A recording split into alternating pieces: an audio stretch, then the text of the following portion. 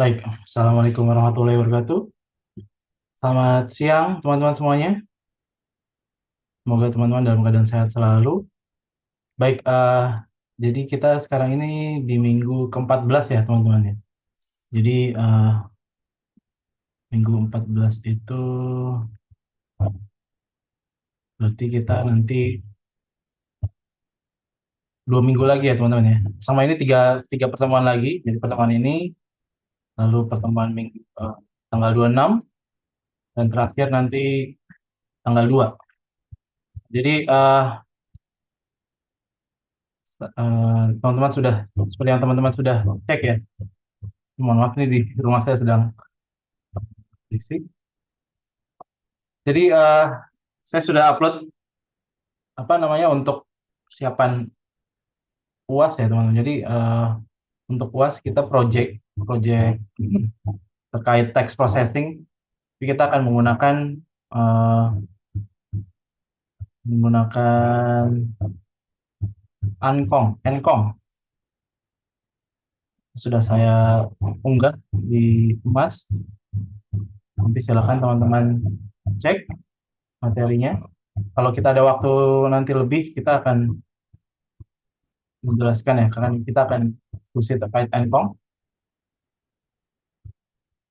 Dan untuk hari ini teman-teman akan presentasi terkait text mining, text processing. Jadi teman-teman sudah lihat recordingnya ya. Jadi untuk minggu lalu itu karena libur juga dan juga minggu sebelumnya saya ada kegiatan di luar kota. Jadi saya ganti dengan materi sinkronus. Nah jadi apa di materi tersebut kan jadi kalau kita review ya teman-teman. Jadi kalau temu kembali informasi dan juga dokumen. Jadi tidak hanya terkait sistemnya ya, jadi juga terkait user behavior, bagaimana dan juga information seeking behavior dari usernya, bagaimana berinteraksi dengan sistem, lalu juga kata kunci yang digunakan, dan itu biasanya digambarkan dengan apa penelitian eh, seperti systematic method review ataupun bibliometrics, dan di situ juga ada materi terkait apa SLR dan juga bibliometrics. Dan pertemuan sebelumnya, jadi kita lanjutkan pertemuannya dengan search user interface, dan terakhir itu terkait text mining. Jadi kenapa text mining? Jadi meskipun text mining itu tidak terkait apa ya secara khusus ya terkait apa namanya temu kembali informasi, namun dengan memahami text mining kita jadi tahu ya. Jadi kan ketika kita mencari kita harus translasi kebutuhan informasi kita dengan eh, query atau permintaan, atau kalau di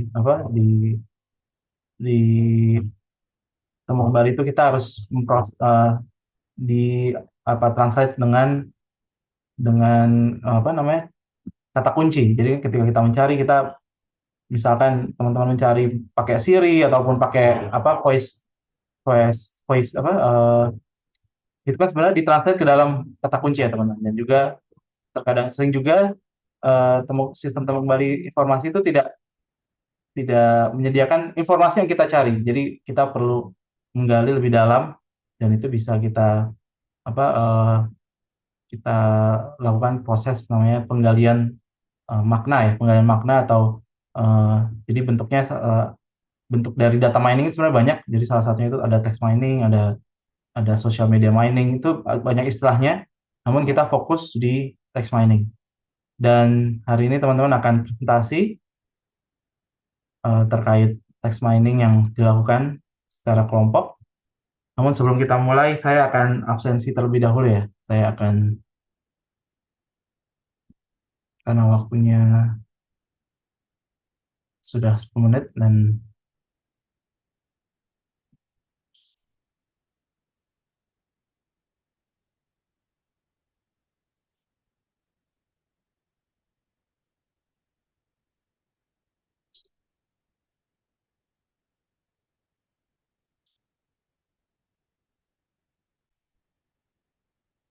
baik. Jadi rekaman-rekaman sebelumnya juga sudah saya unggah ya teman-teman di Mas. Jadi teman-teman silakan bisa di review ulang. Jadi kalau direkam itu enaknya bisa di rewind lalu juga di pause jika dibutuhkan ya. Jadi dan apa namanya untuk apa namanya untuk presentasi sesi hari ini, jadi kita ada 5 kelompok ya. Jadi nanti teman-teman silakan presentasi tidak perlu terlalu lama. Jadi yang penting apa nanti banyaknya itu di diskusi ya. Jadi presentasi biasanya sih 10 menit juga sudah cukup ya, 10 menit. Lalu nanti silakan teman-teman bertanya terkait apa processingnya, lalu juga ataupun yang apa menurut teman-teman masih kurang apa kurang jelas. Nah, jadi karena presentasinya cepat, jadi saya menunjuk satu orang saja ya, satu orang dari apa dari perwakilan kelompok. Jadi ada, jadi kalau misalkan ini saya harapkan teman-teman kan sini sudah dewasa semua ya, sudah mahasiswa. Jadi apa kalau ada yang grup ride, silakan aja dilaporin aja. Jadi apa misalkan belum kerja nanti ada tugas susulannya ya. Jadi kalau misalkan apa kalau kelompok itu biasanya harus bagi tugasnya juga harus merata ya. Jadi apa mudah-mudahan sih semuanya apa kerja ya, tidak ada kendala dan nanti silakan ya nanti nama yang saya apa ditunjuk saya apa saya akan infokan. Jadi saya akan menggunakan apa saya akan menggunakan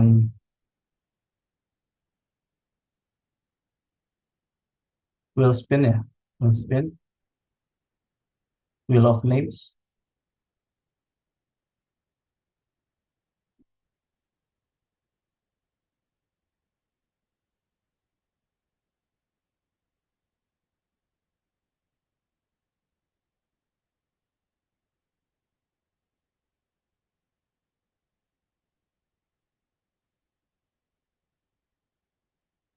Ini kelompok satu ya. Jadi kita mulai dari tiap kelompok ya.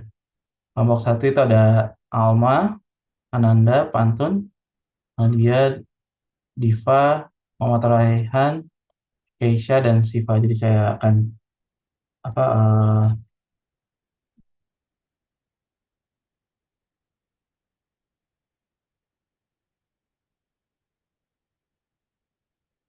siap-siap yang namanya panggil ya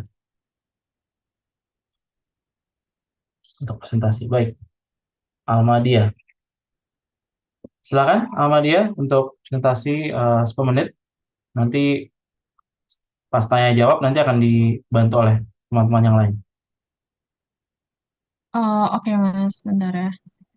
Oh ya, kebetulan kita kelompoknya udah rekam video, jadi mungkin nanti bakal pas share screen bakal, aku Oh nggak ya tahu sih boleh, bakal auto play atau enggak gitu. boleh, boleh silakan. Oh, berarti aku aja yang presentasi nggak perlu play videonya ya Mas ya? Bebas kalau sudah disiapkan boleh nanti di play saja. Oh gitu. Ya, Oke, sebentar. Aku izin share screen ya. oke. Sebenarnya sih saya apa kalau di instruksi sih untuk ini sih untuk mempersingkat waktu. Tapi kalau sudah disiapkan sih nggak apa-apa.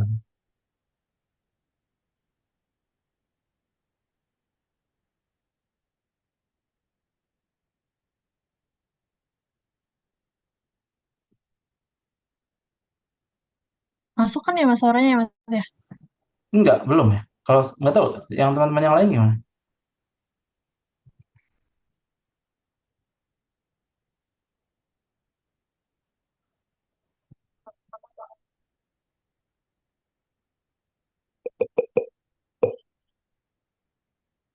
Iya, tidak ada suaranya. Mungkin kayak terdengar kayak kecil banget. Mungkin dari speakernya ya, apa feedback. Oh, share screen audio sebentar ya Mas. Oke. Oh, wait, wait.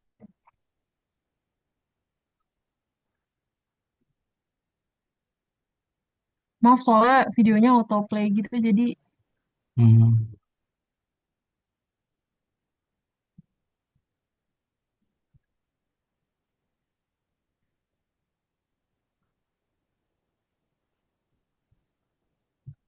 oh oke.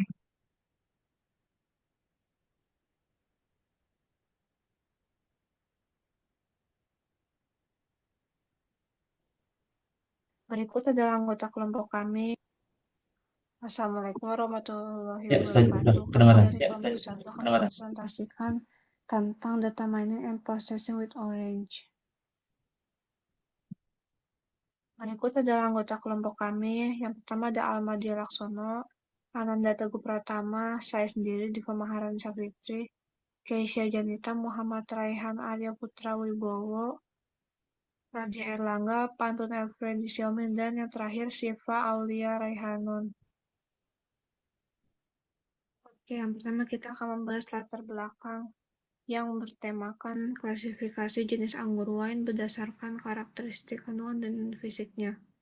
Di era digital saat ini, organisasi dan individu menghasilkan volume data yang sangat besar setiap hari. Data ini berasal dari berbagai sumber seperti transaksi online, media sosial, sensor, dan banyak lagi. Data mining adalah proses menemukan pola dan informasi berharga dari dataset besar menggunakan metode dari statistik, kecerdasan buatan, dan pembelajaran mesin. Hal ini memungkinkan identifikasi hubungannya yang jelas, prediksi perilaku, dan klasifikasi data. Lalu sumber data yang digunakan itu Wine CSV yang berisi data menggambarkan berbagai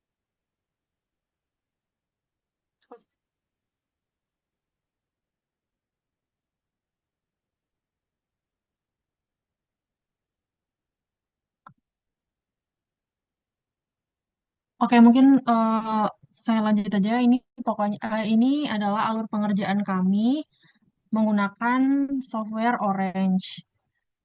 Next. Nah, kita di sini pakai data set wine yang ada di emas juga, tapi kita juga ngambil dari Kaggle. Dan di sini pokoknya data wine ini isinya adalah terdiri dari 178 records dengan 14 attributes. Nah, Membahas pre-processing data, step pertama yang akan dilakukan adalah menginput data wine.csv ke aplikasi Orange. Kemudian tipe data yang pada kolom kelas akan diubah dari numerical menjadi kategorik, serta mengubah role-nya dari feature menjadi target.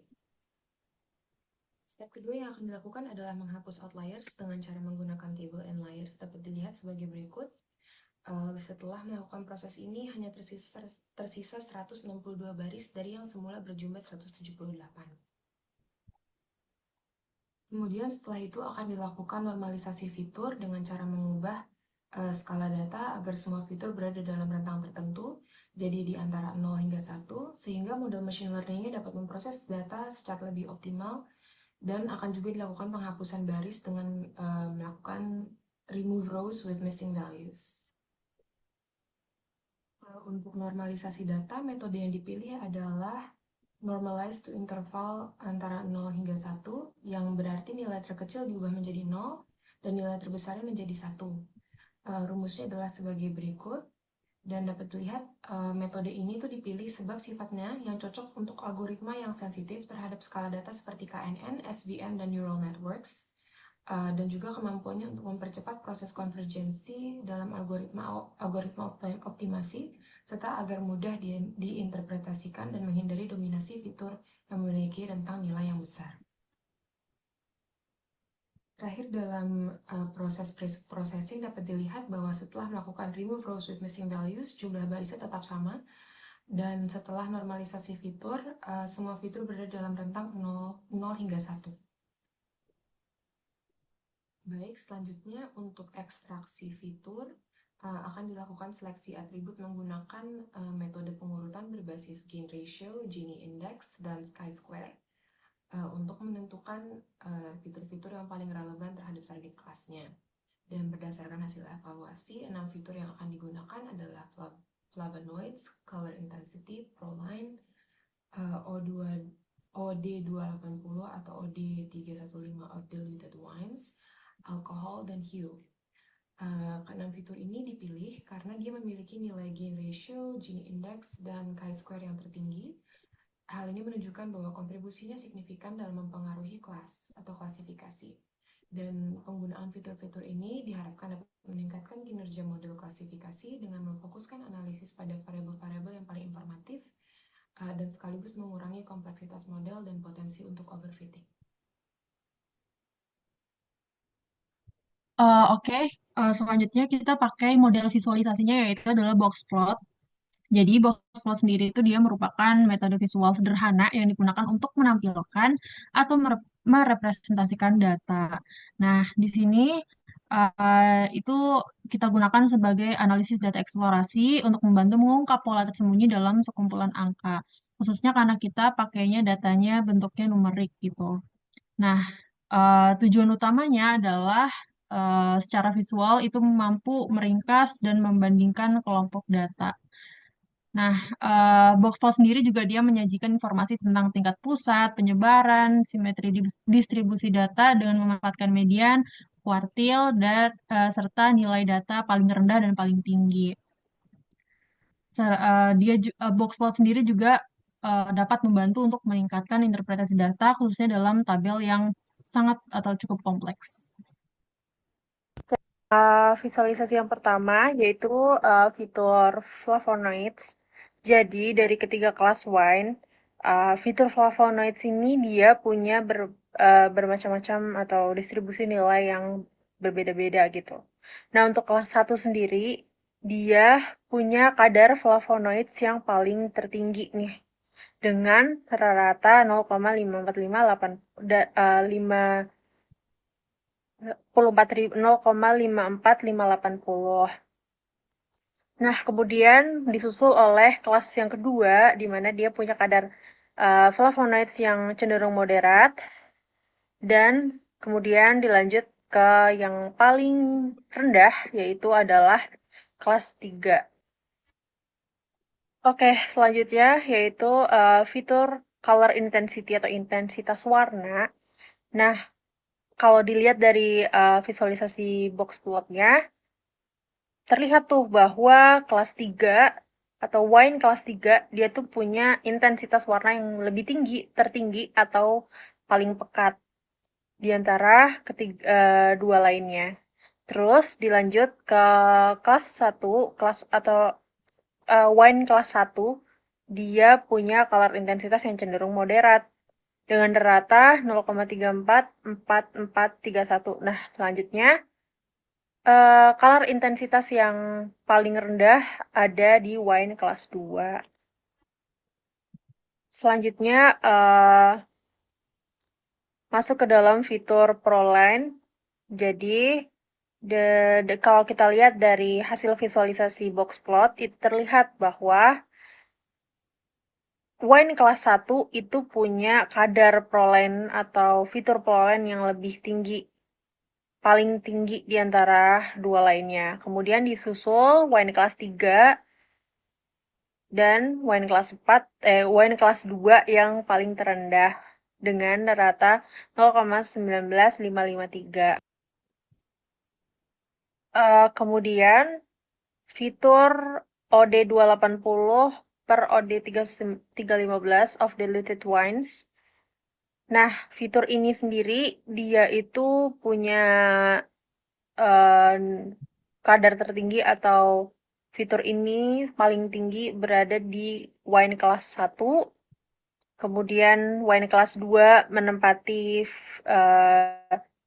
posisi moderat, kemudian dilanjut wine ketiga dengan kadar terendah dengan rata 0,1514. Oke, selanjutnya fitur alkohol. Dia juga terlihat dari hasil visualisasi blot kalau misalnya wine kelas 1 dia memiliki kadar alkohol yang paling tinggi, kemudian diikuti oleh kelas 3 dan kelas 2. Terus fitur Who dia itu sebenarnya yang kelas 1 dan kelas 2 ini mirip, tapi kelas 2 lebih besar. Kemudian yang paling rendahnya yaitu adalah wine kelas 3. Dalam modeling ini, kami menggunakan 4 metode, yaitu Naive Bayes, Random Forest, Logistic Regression, dan SVM. Tujuannya untuk mengklasifikasikan jenis wine berdasarkan kandungan kimia dan karakteristiknya. Performa model dinilai menggunakan metode cross-validation. Dengan model naive Bayes diperoleh akurasi keseluruhan yaitu 99,7%. Dengan kelas 1 94,5% yang benar, kelas 2 100% dengan benar, dan kelas 3 96% dengan benar. Selanjutnya, untuk tahap modeling kedua, kami menggunakan random forest learner dengan tujuan yang sama, yaitu untuk mengklasifikasikan jenis wine berdasarkan kandungan kimia dan karakteristiknya. Di sini kami mendapatkan bahwa akurasinya mencapai 99,8%, di mana di sini model sudah dapat membedakan antara kelas dengan baik. Adapun untuk tahap modeling yang ketiga, kami menggunakan logistic regression, di mana untuk akurasinya sendiri mencapai 99,7%, yang menandakan model juga sudah dapat membedakan antar kelas dengan baik. Untuk confusion matrix, pada kelas yang pertama, 98% data diklasifikasikan dengan benar, kelas yang kedua, 95,1% data diklasifikasikan dengan benar, dan untuk yang kelas yang ketiga, 94,1% data diklasifikasikan dengan benar. Baik, selanjutnya kita akan membahas menggunakan metode SVM Learner, di mana adalah tahap modeling keempat, yang mana sama seperti sebelumnya. Tujuan modeling ini tuh juga untuk mengklasifikasikan jenis wine berdasarkan komposisi kimianya, yang dimana hasil evaluasi ini tuh menunjukin bahwa SVM Learner memiliki akurasi yang sedikit lebih tinggi, yaitu 99,8%, di mana ini menunjukkan bahwa model yang kita pakai ini sangat efektif dalam membedakan antar kelas wine. Nah, oke, untuk kesimpulannya, di sini terdapat 6 variabel yang kita udah gunakan, yang dapat dengan efisien tuh mengklasifikasikan jenis wine. Yang mana berdasarkan skor masing-masing modelnya diperoleh bahwa metode random forest dan SVM menghasilkan model terbaik dengan akurasi mencapai 99,8%, di mana untuk mengklasifikasi wine berdasarkan komposisinya. Oke, baik. Sekian presentasi dari kelompok 1. Selebihnya mohon maaf. Terima kasih. Baik, terima kasih banyak kelompok 1. Tapi text mining-nya tidak ada ya? Kelompok 1. Iya Pak, kita pakai dataset yang dari Bapak, terus kebetulan itu datanya numerik semua. Iya. Baik, sebenarnya yang saya minta fokuskan itu sebenarnya di text mining, tapi nggak apa-apa. Baik, teman-teman yang lain ada pertanyaan dari kelompok 1 untuk kelompok 1?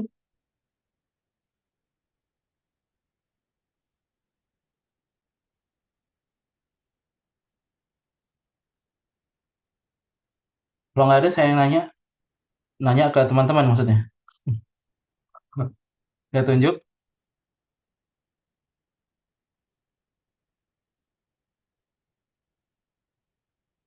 Golda.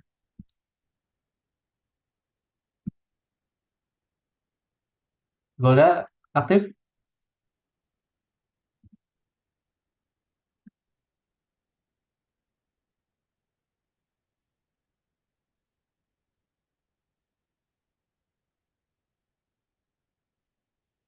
Golda aktif?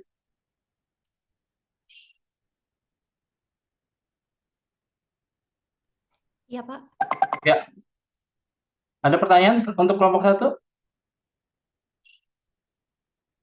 Mungkin tentang machine learning aja sih, Pak, karena kelompok saya nggak sampai ke situ tentang logistic regression dan sebagainya gitu. Apa pertanyaannya? Lebih ke cara penggunaannya aja sih, Pak. Kelompok 1? Ada yang mau bisa di pertanyaan bisa Golda bisa diperjelas untuk kelompok 1? Untuk penggunaan logistic regression-nya aja di dataset pada kelompok 1 di orange-nya itu alurnya seperti apa? Silakan kelompok 1.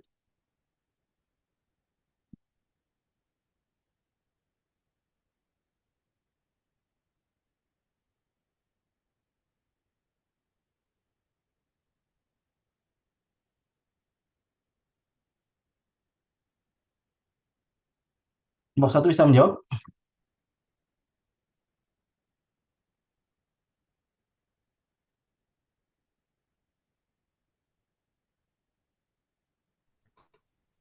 Tadi kalau penggunaan ini ya, logistic regression.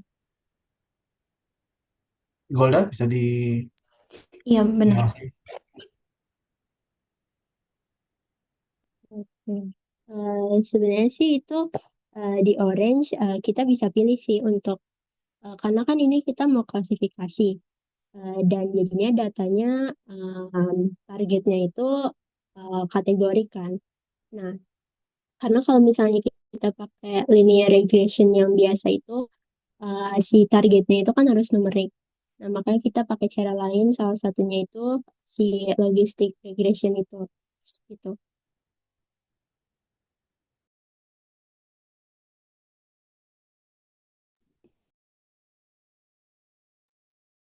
Golda sudah menjawab? Sudah terjawab? Sudah, Pak. Terima kasih, Nadia. Baik, kalau saya mau tanya kelompok satu, kira-kira ketika itu diaplikasikan untuk hal yang lain misalkan, atau untuk mungkin jenis buah-buahan yang lain, ataupun apa namanya data mining yang lain, apakah bisa digunakan, dan tolong berikan contohnya. Untuk ini ya, kalau misalnya information retrieval gitu ya, Pak. Maksudnya ketika model kan hasil dari data miningnya itu model ya, model klasifikasi apa wine ya. Iya. Ketika apa diaplikasikan modelnya itu untuk produk yang lain, apakah memungkinkan? Dan kalau bisa ada contohnya mungkin.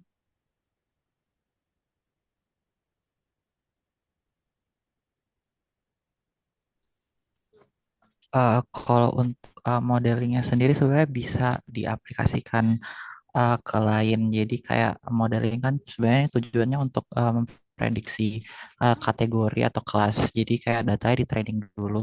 Kalau untuk contohnya tuh biasanya di email itu tuh bisa email tuh bisa nentuin kalau misalnya ini datanya spam atau bukan, itu kayak berdasarkan dari kalau misalnya ini emailnya kayak promosi-promosi gitu itu bakal dimasukin ke spam. Tapi kalau misalnya kayak yang penting dari perusahaan itu enggak.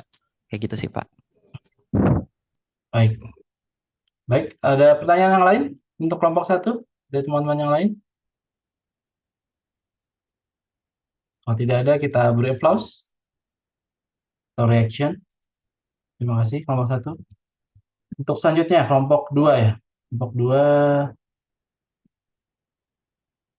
ini saya dapat laporan ada yang tidak bekerja ya. Nanti yang tidak bekerja hubungi saya setelah kuliahan.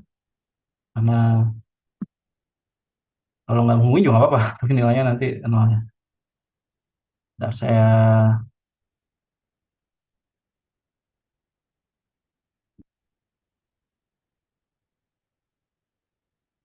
tunjukkan.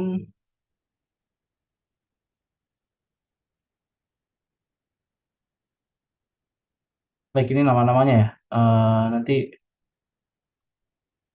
silakan presentasi.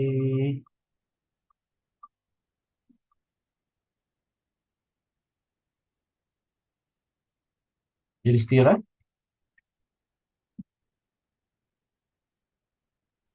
Baik Pak, boleh dibuka request-nya Pak Request ya. untuk share screen.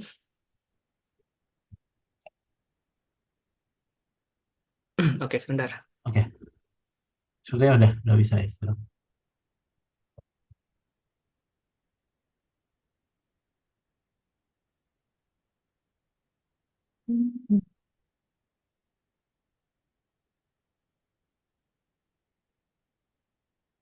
Baik, Assalamualaikum warahmatullahi wabarakatuh. Selamat siang Pak Prabu dan teman-teman. Di sini saya Yudhistira Rudi Cahya sebagai perwakilan kelompok 2 akan mempresentasikan hasil tugas kelompok kami yang berjudul Analisis Sentimen dan Topik Ulasan Pengguna Aplikasi Livent by Mandiri menggunakan Orange Data Mining. Berikut anggota kelompok kami, yang pertama ada Ratu Almas, ada saya sendiri, Yudhistira Rudi Cahya, ada Amir Sohifah, ada Tegar Wahyu, ada Nadif Maulandra, Ramiana Reswari, dan Maria Anet. Berikut list of contents yang akan kami sampaikan. Yang pertama ada business understanding, yang kedua ada data understanding, text mining, key findings, dan conclusion-nya. Kita masuk bagian pertama yaitu business understanding. Untuk pengantar tema yang dipilih, Pada era digital saat ini yang semakin berkembang, layanan mobile banking menjadi kebutuhan utama bagi masyarakat dalam mengelola keuangan secara praktis. Salah satunya merupakan Livin by Mandiri. Livin by Mandiri menawarkan berbagai fitur, mulai dari transfer, pembayaran, hingga investasi. Meskipun demikian, pengalaman pengguna terhadap aplikasi ini sangat beragam, mulai dari apresiasi hingga keluhan teknis. Oleh karena itu, penting untuk analisis ulasan pengguna, guna memahami sentimen, emosi, serta topik yang paling sering dibicarakan.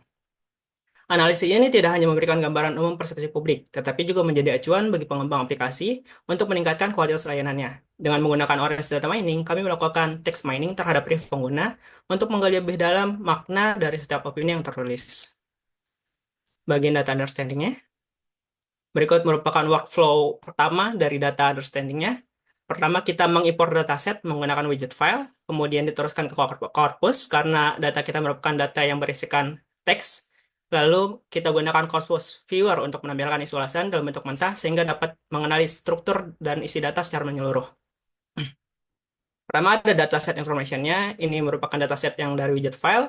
Dataset yang kami gunakan berjudul Review L Mandiri yang berisi 12.366 numbers data dengan berisikan dua kolom yaitu username ataupun username yang merupakan nama atau identitas pengguna dan juga review yaitu teks ulasan dari penggunanya. Dari info ini kita bisa lihat bahwa tidak terdapat nilai kosong atau missing value dari data tersebut dan juga belum ada target variable. Karena tujuan utama kami adalah untuk text mining atau menganalisis teks berdasarkan isi ulasan, bukan klasifikasi dari awal.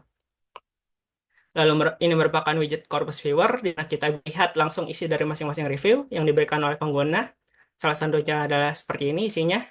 Nah, dari review ini kita bisa lihat kalau review ini sangat beragam, mulai dari pengalaman negatif hingga positif, dan juga memiliki struktur kalimat naratif yang bisa dianalisis lebih lanjut. Untuk langkah pertama, kami ingin mengetahui bagaimana distribusi panjang dari setiap review. Untuk itu kami melakukan Python script. Di sini kami melakukan proses penghitungan panjang review dalam jumlah kata. Dengan menuliskan script Python proses ini, kami dapat menghitung berapa banyak kata yang terkandung dalam setiap pengguna. Hasil penghitungan ini kemudian kami visualisasikan menggunakan widget distribution dan menampilkan distribusi frekuensi panjang review secara grafis. Visualisasinya dapat dilihat seperti berikut. Nah, dari visualisasi ini bisa kita lihat bahwa dari keseluruhan review, lebih banyak review yang jumlah katanya itu kurang dari 30 misalnya dari ini. Ini dari 0, 10, 20 sampai 30. Bisa kita lihat bahwa ya panjangnya kurang dari 20 kata dengan puncak frekuensi berada di kisaran 5 sampai 15 kata. Distribusi ini memiliki pola red skewed, artinya sebagian besar review ditulis secara singkat, namun terdapat jumlah kecil ulasan yang sangat panjang seperti ini, lebih dari 60 kata. Temuan ini penting karena menunjukkan bahwa meskipun sebagian pengguna memberikan komentar singkat, ada juga yang memberikan masukan secara rinci, yang bisa menjadi sumber insight yang mendalam dalam analisis topik maupun sentimen. Berikutnya kita masuk ke bagian text mining-nya. Berikut merupakan workflow text mining dari kami gunakan. Yang pertama tadi sudah dijelaskan untuk Python script untuk melihat panjang data. Lalu kami juga menggunakan extract keyword untuk mengetahui kata-kata kunci apa saja yang terdapat dalam review pengguna. Lalu kami melakukan sentimen analisis untuk mengetahui kira-kira dari review tersebut bagaimana sentimennya, apakah cenderung positif atau negatif. Lalu kami juga menggunakan word cloud untuk mengetahui kata apa saja yang muncul. Lalu kami juga melakukan topik modeling untuk mengetahui topik apa saja yang paling banyak dibicarakan dalam review-review tersebut. Lalu kami juga menggunakan tweet profiler untuk mengetahui bagaimana sih kira-kira rasa yang diungkapkan pengguna dari dalam review tersebut. Lalu di sini ada file satu ini merupakan hasil dari sentimen analisis di mana kami ingin mengetahui klasifikasi dari model apakah dia bisa dengan hasil dari sentimen analisis. Model yang kami gunakan adalah naive Bayes. Di sini yang pertama kami lakukan proses teks, di mana proses teks ini ada beberapa. Yang kami mengubah semua huruf menjadi lowercase, lalu menghapus aksen karakter dan karakter HTML, menghapus URL, dan kami menggunakan pola regexp untuk memisahkan kata berdasarkan. Lalu kami juga menghilangkan dengan file tersendiri yang merupakan kombinasi top words yang kami dapatkan dari Google. Lalu di sini kami extract keywords seperti yang tadi disampaikan bahwa extract keywords ini untuk mengidentifikasi kata-kata kunci yang paling signifikan dalam bahasa pengguna Livin by Mandiri. TF-IDF mengukur seberapa penting sebuah kata dalam dokumen relatif terhadap seluruh koleksi dokumen, sehingga membantu menyoroti kata-kata yang paling relevan. Kata-kata raras yang kami dapatkan seperti update, aplikasi, living, dan transaksi. Mencerminkan aspek penting yang sering dibahas dalam ulasan. Hasil ekstraksi kata kunci ini kemudian disimpan dalam table yang memuat kata-kata dan skor TF-IDF secara rinci. Berikut merupakan hasil visualisasi scatter plot dari kata-kata yang paling penting tadi. Bisa kita lihat bahwa di sini yang paling banyak itu di-update memberikan nilai TF-IDF yang cukup, yaitu 0,030. Selanjutnya, kami melakukan sentiment analysis, di mana kami menggunakan metode multilingual sentiment dengan language bahasa Indonesia, dan mendapatkan hasil sentimen dalam rentang dari negatif 100 hingga positif 100, di mana semakin positif itu menunjukkan bahwa sentimen itu positif dan negatif menunjukkan sebaliknya. Dan ada juga nilai 0, di mana itu menunjukkan bahwa itu netral. Berikut merupakan bar plot sentimen analysis dari tiap review. Bisa kita lihat rentangnya di sini ada negatif 100 sampai 40 jika di data ini. Berikut merupakan word cloud yang dari topik kami. Bisa kita lihat kata-kata tadi mencerminkan dalam word cloud ini ada update, aplikasi, transaksi, living, dan mandiri. Hal ini menunjukkan fokus utama ulasan pada aspek fungsional aplikasi dan juga pengalaman transaksi. Word cloud ini membantu mengidentifikasi istilah kunci yang mendominasi percakapan pengguna secara visual dan cepat.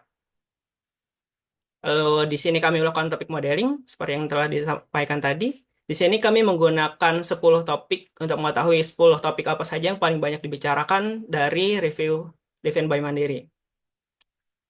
Hasil ini menunjukkan 10 topik berbeda dengan kata kunci yang mewakili tema dan ulasan, seperti masalah saldo, proses transfer, fitur aplikasi, dan juga pengalaman pengguna. Berikut merupakan tabel hasil dari topik modeling. Bisa kita lihat bahwa dari satu review, ternyata berkemungkinan untuk berada di beberapa topik. Dan semuanya itu bisa kita lihat topik mana yang paling besar dari satu review tersebut, yang cenderung satu review tersebut masuk ke topik tersebut.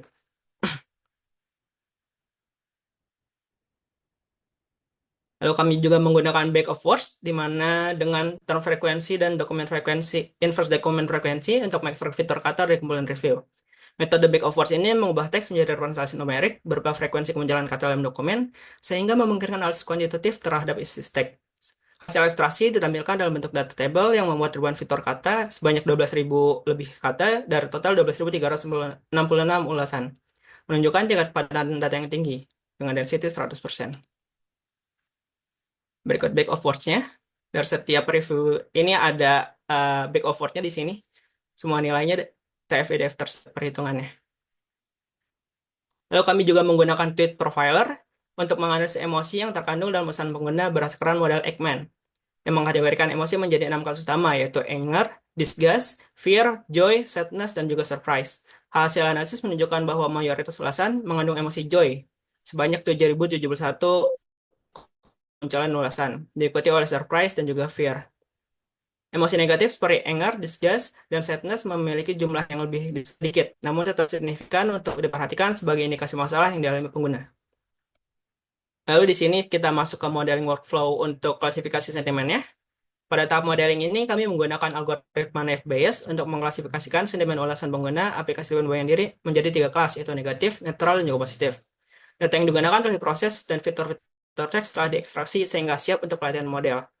Widget select columns digunakan untuk memilih atribut yang relevan sebagai fitur dan label target untuk klasifikasi. Evaluasi model ini dilakukan dengan menggunakan metode cross validation dengan 10 volts untuk menguji keakuratan dan konsistensi model.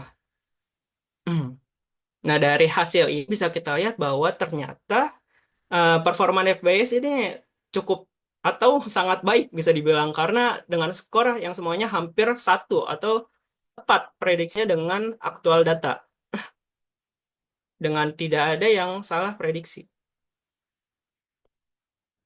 Lalu kami juga menggunakan widget prediction, di mana dari model tadi kami melakukan prediction dengan data yang tersisa, menampilkan hasil prediksi sentimen untuk masing-masing ulasan secara rinci, termasuk nilai probabilitas dan identifikasi kesalahan klasifikasi jika ada. Hasil ini memperkuat keandalan model dalam memahami ulasan pengguna aplikasi Living by Mandiri.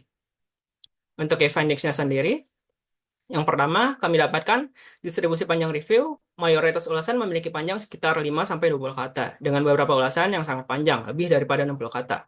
Hal ini menunjukkan bahwa meskipun banyak pengguna memberikan feedback singkat, terdapat juga yang memberikan komentar rinci dan detail.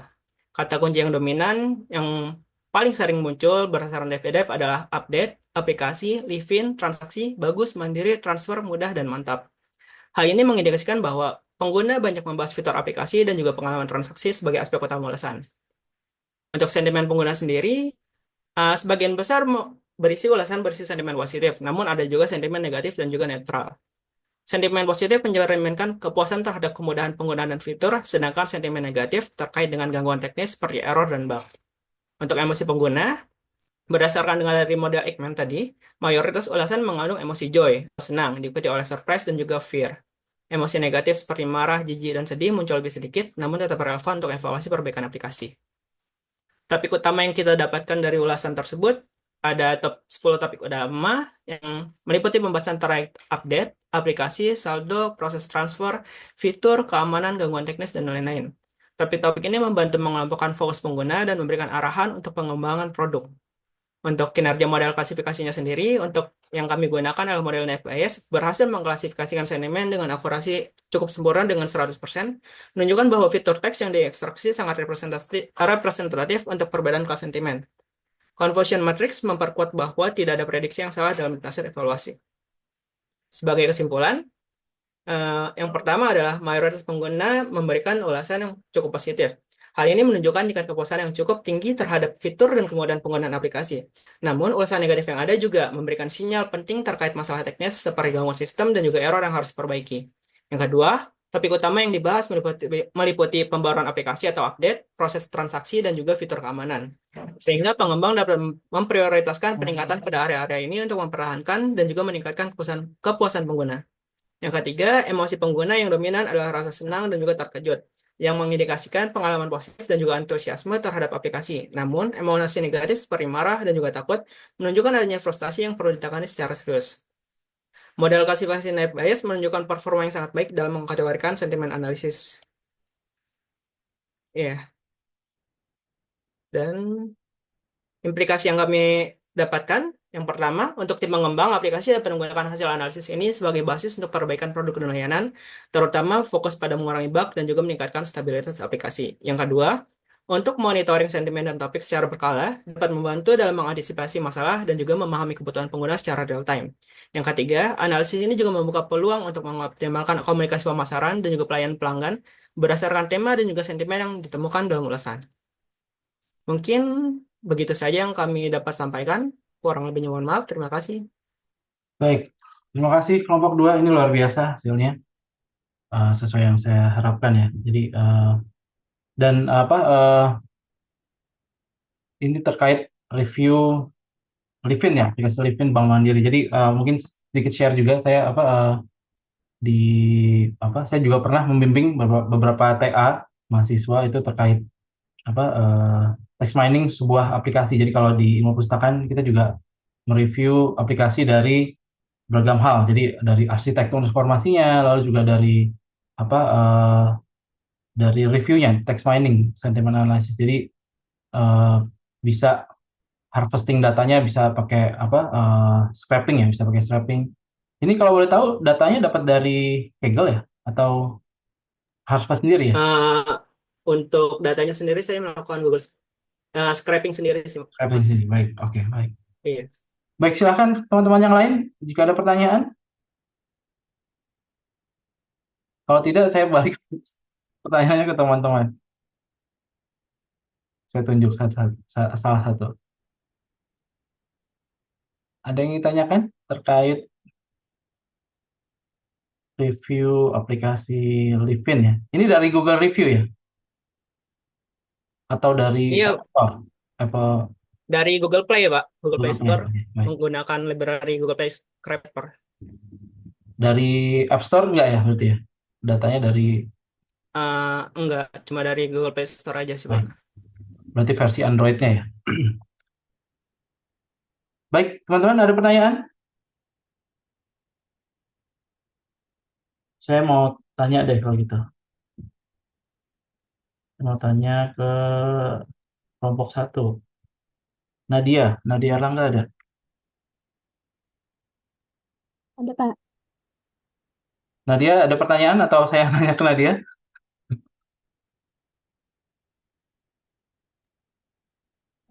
Saya belum pernah aja sih kayak nge-scrape data Ya, resource sendiri gitu.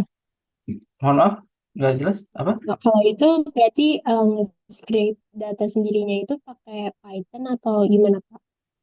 Oh, berarti ditanyakan langsung ke kelompok 3 ya? Silakan kelompok 3 bisa dijawab cara scrapingnya. Kalau untuk scrapingnya sendiri, pertama saya gunakan Python, yaitu khususnya di Google Colab.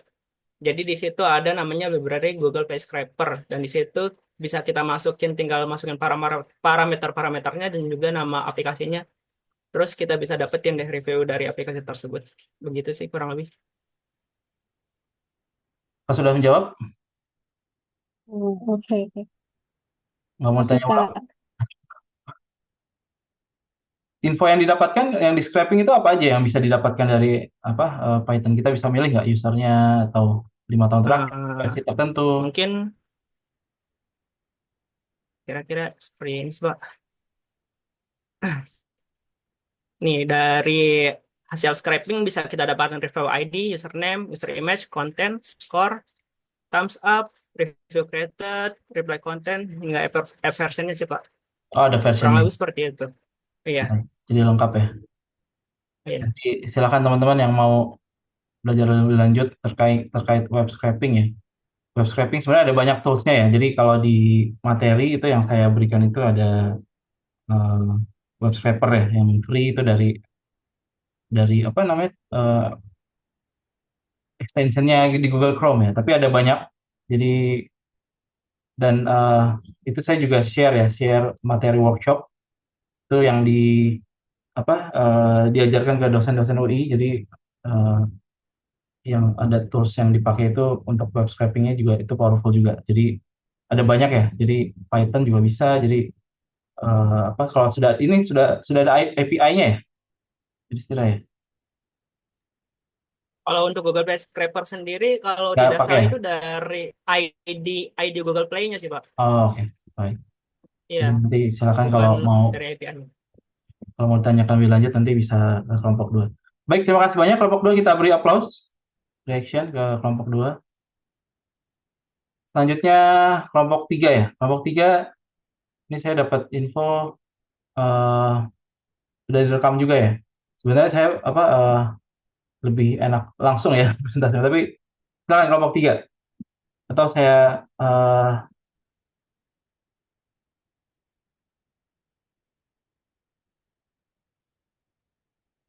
saya random juga ya atau nanti bisa di-share.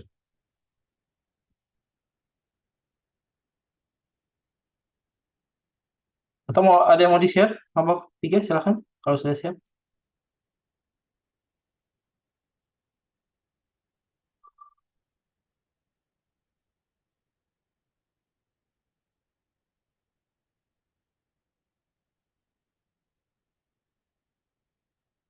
Ilhan. Ilhan ada nggak? Hadir nggak? Tadi kayaknya hadir.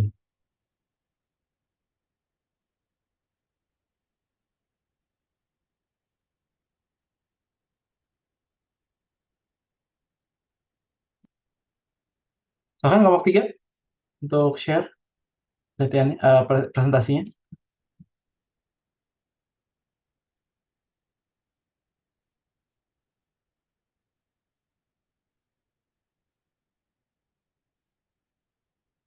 Fauzan, mungkin?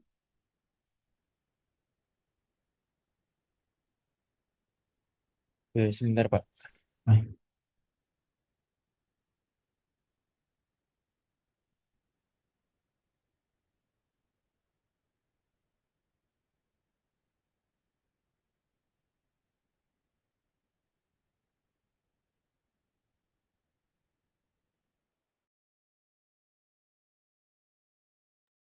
Kalau sudah siap, silakan mulai di share-nya ya.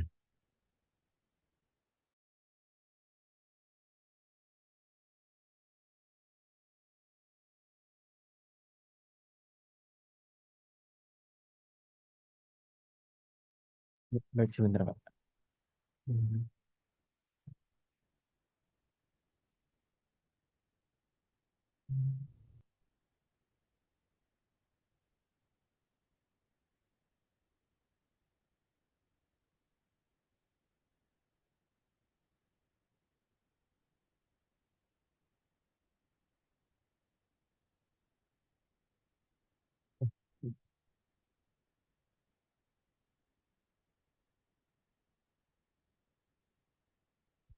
Apakah apakah sudah terlihat, Pak? Iya, sudah terlihat. Coba di play kalau saya untuk cek suara. Suaranya sih belum Sudah terdengar kedengeran. belum? Sudah. Oke.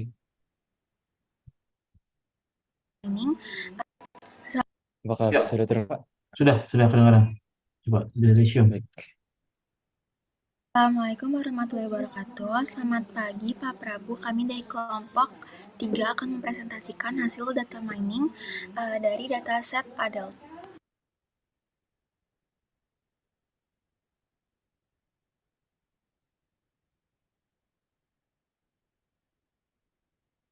Pada step awal akan dilakukan exploratory data analysis untuk melihat gambaran dataset. Pada distribusi kategorikal, mayoritas responden di dataset ini memiliki pendidikan SMA atau some college dan bekerja di sektor swasta. Sektor pemerintahan dan wira swasta lebih banyak di jenjang pendidikan yang lebih tinggi. Selanjutnya, husband dan in family adalah kelompok terbanyak yang bekerja dan banyak di sektor manufaktur dan manajerial. Selanjutnya, dari sekitar plot ini didapat insight bahwa orang dengan gaji lebih dari 50K biasanya berusia 30-60 tahun, dengan pria lebih dominan di kelompok dengan jam kerja tinggi dan gaji tertinggi. Selanjutnya, dari scatter plot ini didapat bahwa mayoritas orang dari semua tingkat pendidikan bekerja kurang lebih 40 jam per minggu, dengan tingkat kerja ekstrim dengan waktu 60-80 jam per minggu didominasi pria dan bergaji lebih dari 50K. Dari box plot ini didapat bahwa orang dengan penghasilan lebih dari 50K jauh lebih mungkin memiliki capital gain dalam jumlah besar, bahkan sampai lebih dari 90.000. Selanjutnya kita akan coba melakukan visualisasi data yang akan kita gunakan di tugas ini menggunakan world map. Visualisasi ini dilakukan dengan menggunakan data yang telah dipreproses, kemudian dilakukan geocoding untuk mendapatkan koordinat tiap negara, untuk kemudian kita visualisasikan kepada world map sesuai dengan variabel yang kita perlukan. Yang pertama, dari distribusi data yang kita gunakan, kebanyakan adalah data dari Amerika, yaitu berkisar 40.000 sampai 50.000, dan sisanya tersebar di Eropa dan Asia dengan masing-masing hanya 0 sampai 5.000 data. Rata-rata umur dari orang dewasa yang kita gunakan di data ini berkisar 30 sampai 50 tahun. Negara dengan rata-rata usia paling tua adalah Hungaria, yaitu 48 tahun. Sementara negara dengan rata-rata umur paling muda adalah Guatemala, yaitu 31 tahun. Jam kerja dari orang dewasa di dataset ini berkisar 35 sampai 47 jam per minggu. Negara dengan rata-rata jam kerja terendah adalah Honduras, yaitu 35 jam per minggu. Sementara negara dengan rata-rata jam kerja tertinggi adalah Yunani, hampir 47 jam per minggu. Di bagian ini saya akan menjelaskan tentang tahap preprocessing datanya. Ini adalah preview datasetnya, jadi terdapat beberapa masalah. Yang pertama adalah missing values, seperti di dalam kolom work class terdapat tanda-tandanya, kemudian duplicated columns, irrelevant columns, outliers, dan categorical columns yang nantinya akan diubah menjadi numerical columns. Untuk mengatasi masalah-masalah sebelumnya, di sini saya menjelaskan tentang preprocessing steps-nya. Yang pertama adalah menentukan target variabelnya, yaitu salary, kemudian melakukan data imputation dengan average most frequent method, kemudian menghandle outlier dengan isolation forest dengan contamination 10%, kemudian melakukan one-hot encoding untuk transform categorical columns menjadi numerical columns. Kemudian terakhir, untuk persiapan modelnya, saya menormalisasikan dengan min-max scaling untuk datanya, sehingga bisa langsung dibuat untuk model. Di sini bisa dilihat hasil preprocessing datanya. Jadi sudah tidak ada missing values, kemudian ada kolom-kolom baru yang merupakan hasil dari one-hot encoding, kemudian min-max scaling yang mengubah kolom-kolom dengan numerical tinggi menjadi rentang 0-1, misalnya hours per week dan salary. Selanjutnya adalah fitur selection. Fitur selection adalah proses memilih subset fitur terbaik dari dataset untuk membangun model prediksi yang lebih baik. Hal ini membantu mengurangi dimensi sebuah data, meningkatkan akurasi, dan mengurangi waktu komputasi. Untuk melakukan seleksi fitur, kami menggunakan widget rank dengan memilih 4 metode scoring. Yang pertama yaitu information gain. Information gain kami gunakan untuk mengukur penurunan entropi atau ketidakpastian yang dihasilkan ketika sebuah fitur digunakan untuk memisahkan sebuah data. Yang kedua ada information gain ratio. Gain ratio adalah variasi dari information gain yang mengatasi bias terhadap fitur dengan banyak nilai unik. Gain ratio mendukung prinsip yang lebih seimbang dalam pemilihan fitur dibandingkan information gain. Yang ketiga ada Gini index atau Gini coefficient. Gini index atau Gini coefficient mengukur seberapa sering elemen yang dipilih secara acak akan salah diklasifikasikan. Hal ini mengukur ketidakmurnian atau impurity atau ketidakhomogenan dalam kumpulan data. Yang terakhir ada chi-square. Chi-square mengukur dependensi antara fitur dan target class. Target class di sini yaitu salary. Ini mengevaluasi perbedaan antara frekuensi yang diobservasi dan frekuensi yang diharapkan jika fitur dan target adalah independen. Sekarang kita akan masuk ke bagian pemodelan. Di sini kami menggunakan 3 model yang disediakan di Orange. Yang pertama ada KNN, kedua ada naive Bayes, dan ketiga ada Random Forest. 3 model ini menggunakan parameter default yang ada pada widget. Berikutnya ada implementasi pada Orange untuk pemodelan setelah dilakukan pre-processing. Yang pertama itu ada hasil tanpa scaling, dan yang kedua itu ada hasil dengan min-max scaling. Untuk evaluation method pada pemodelan akan digunakan 2, yaitu pertama ada prediction, yang kedua ada test and score. Prediction sendiri untuk widget parameternya semua default, dan untuk test and score juga parameternya semua default. Berikutnya masuk ke bagian hasil untuk pemodelan dengan processing tanpa scaling. Untuk metode prediction itu skor F1 paling tinggi di Random Forest, kemudian untuk metode test and score itu skor F1 paling tinggi ada di KNN. Kemudian selanjutnya untuk hasil pemodelan dengan preprocessing min-max scaling itu untuk di metode prediction itu paling tinggi di skor F1 ada di Random Forest juga. Kemudian untuk metode test and score itu paling tinggi ada di Random Forest juga. Kemudian kita masuk ke tahap clustering. Clustering merupakan salah satu metode dalam unsupervised learning, yaitu pendekatan pembelajaran mesin di mana data tidak memiliki label atau kategori yang telah ditentukan sebelumnya. Tujuan dari clustering adalah mengelompokkan data berdasarkan kemiripan atau kedekatan karakteristik antar data, sehingga setiap kelompok atau cluster bisa berisi data-data yang memiliki pola atau ciri yang relatif serupa. Di sini saya menggunakan K-means pertama. Sebelum itu saya menerapkan Principal Component Analysis (PCA), yaitu merupakan teknik reduksi dimensi yang digunakan untuk menyederhanakan data. Yang mana karena data yang kami pakai berjumlah 48.000, memiliki banyak fitur, dan maka dari itu kami sederhanakan tanpa kehilangan terlalu banyak informasi yang penting. Nah, PCA ini sangat bermanfaat karena membantu kita merangkum variabel-variabel kompleks menjadi beberapa dimensi utama, sehingga hasil clustering dapat divisualisasikan dengan lebih jelas dan mudah dipahami. Nah, setelah dilakukan PCA, saya lakukan K-means clustering. Jadi, algoritma ini salah satu algoritma yang paling populer. K-means bekerja dengan cara membagi data ke dalam K kelompok atau cluster, di mana setiap data akan masuk ke cluster yang memiliki pusat atau centroid yang terdekat. Prosesnya melibatkan 2 tahap utama, yaitu pertama, algoritma akan memilih secara acak titik pusat di awal, lalu mengumpulkan data-data berdasarkan kedekatan ke pusat tersebut. Nah, dari hasil data yang kami miliki, terbentuklah 4 cluster, yang mana 4 cluster ini memiliki karakteristik tersendiri. Kemudian selain K-means, kami juga menerapkan hierarchical clustering, yaitu metode yang tidak memerlukan jumlah cluster ditentukan di awal. Karena proses clustering ini dilakukan secara bertahap, membentuk struktur pohon atau hierarki. Nah, hasil dari hierarchical clustering ini berupa bentuk dendrogram, yaitu bentuk diagram pohon yang memperlihatkan bagaimana data bergabung atau terpisah pada setiap level. Kemudian kita potong menjadi beberapa bagian besar, dan di sini kita dapatkan hasil yang sama, yaitu 4 clustering juga.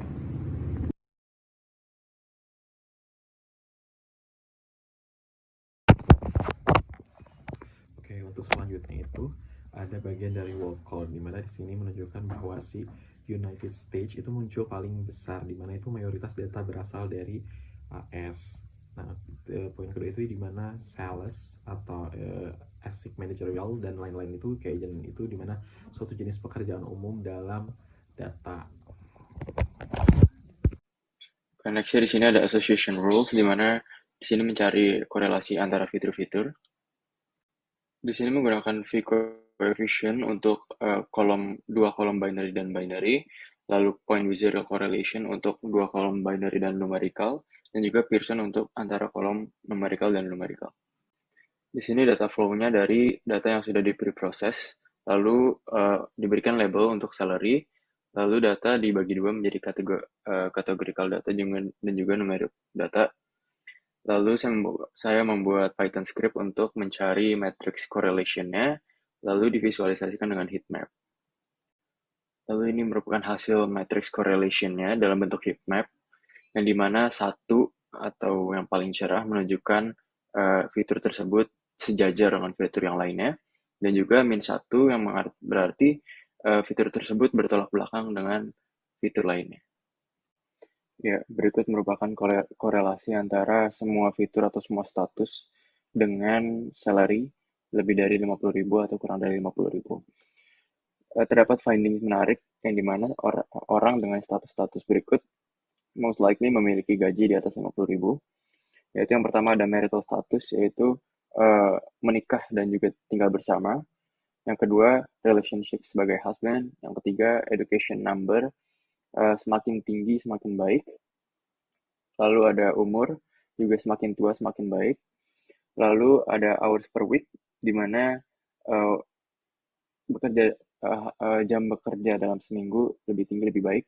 Lalu pekerjaannya sebagai executive managerial dengan berjenis kelamin laki-laki dan juga work class-nya self-employed. Seperti itu. Terakhir, berikut adalah kesimpulan yang dapat kita peroleh dari berbagai analisis yang telah dilakukan. Pertama, dari model klasifikasi, mencapai hasil terbaik menggunakan model random forest dengan F1 score 0,916. Kemudian model clustering, membagi data menjadi 4 cluster, baik menggunakan metode hierarchical maupun K-means.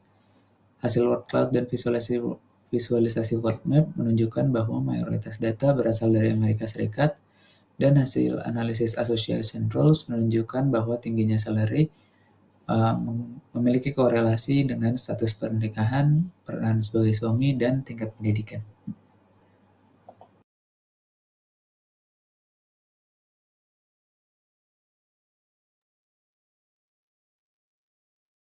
Baik, terima kasih kelompok 3. Bentar, ini mesti azan.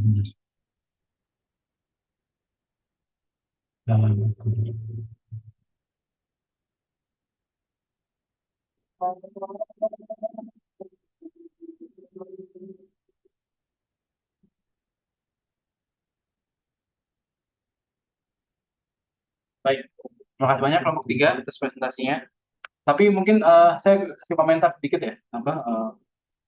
Tapi kayaknya urutannya agak ini ya, agak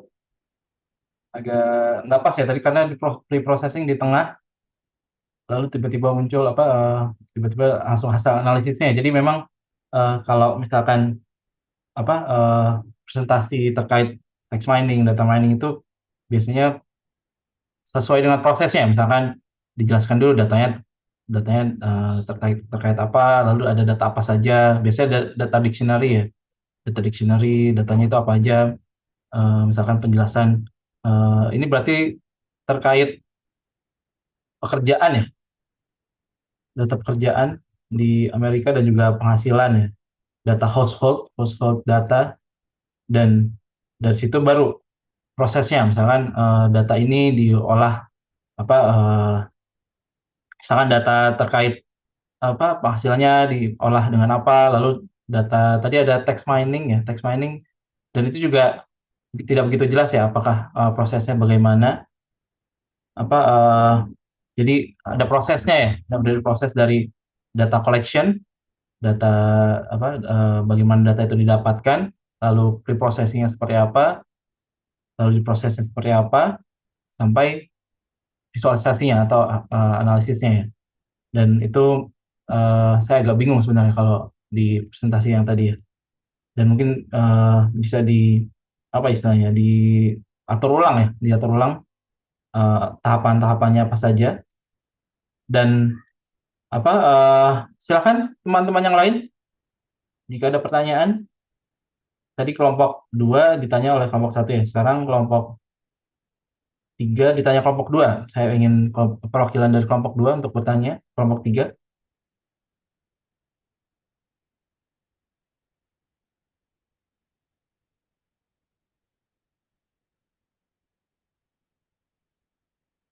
Tegar.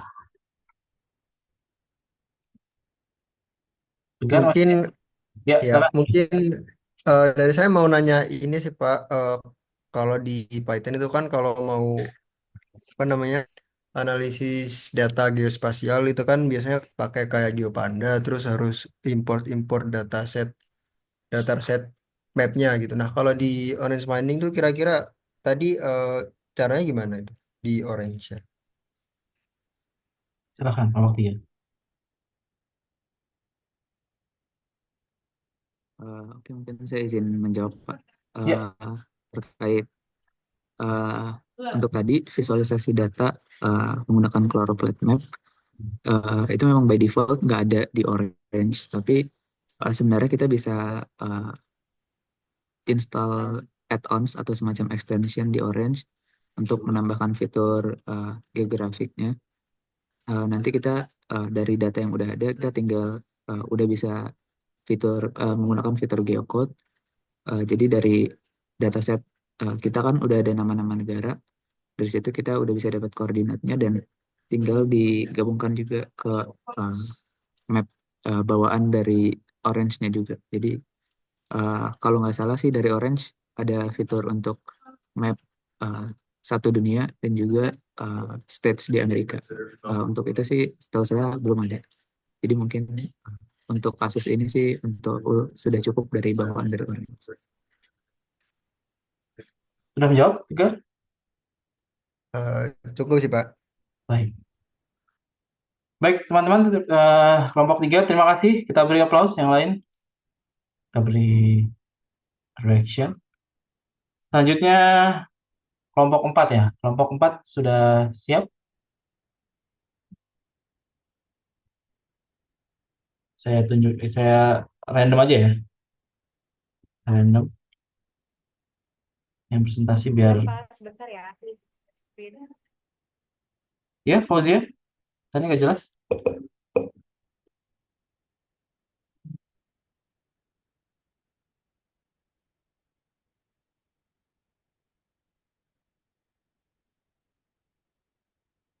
Kalau saya random ya.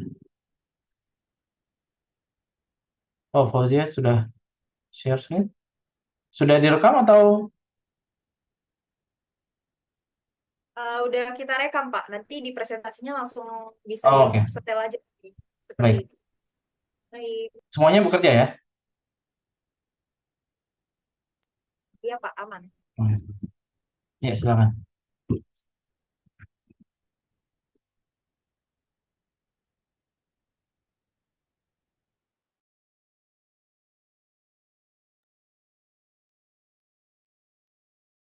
Suaranya belum kedengaran ya? Baik, Pak, sebentar. Aku presentasi videonya aja. Berarti.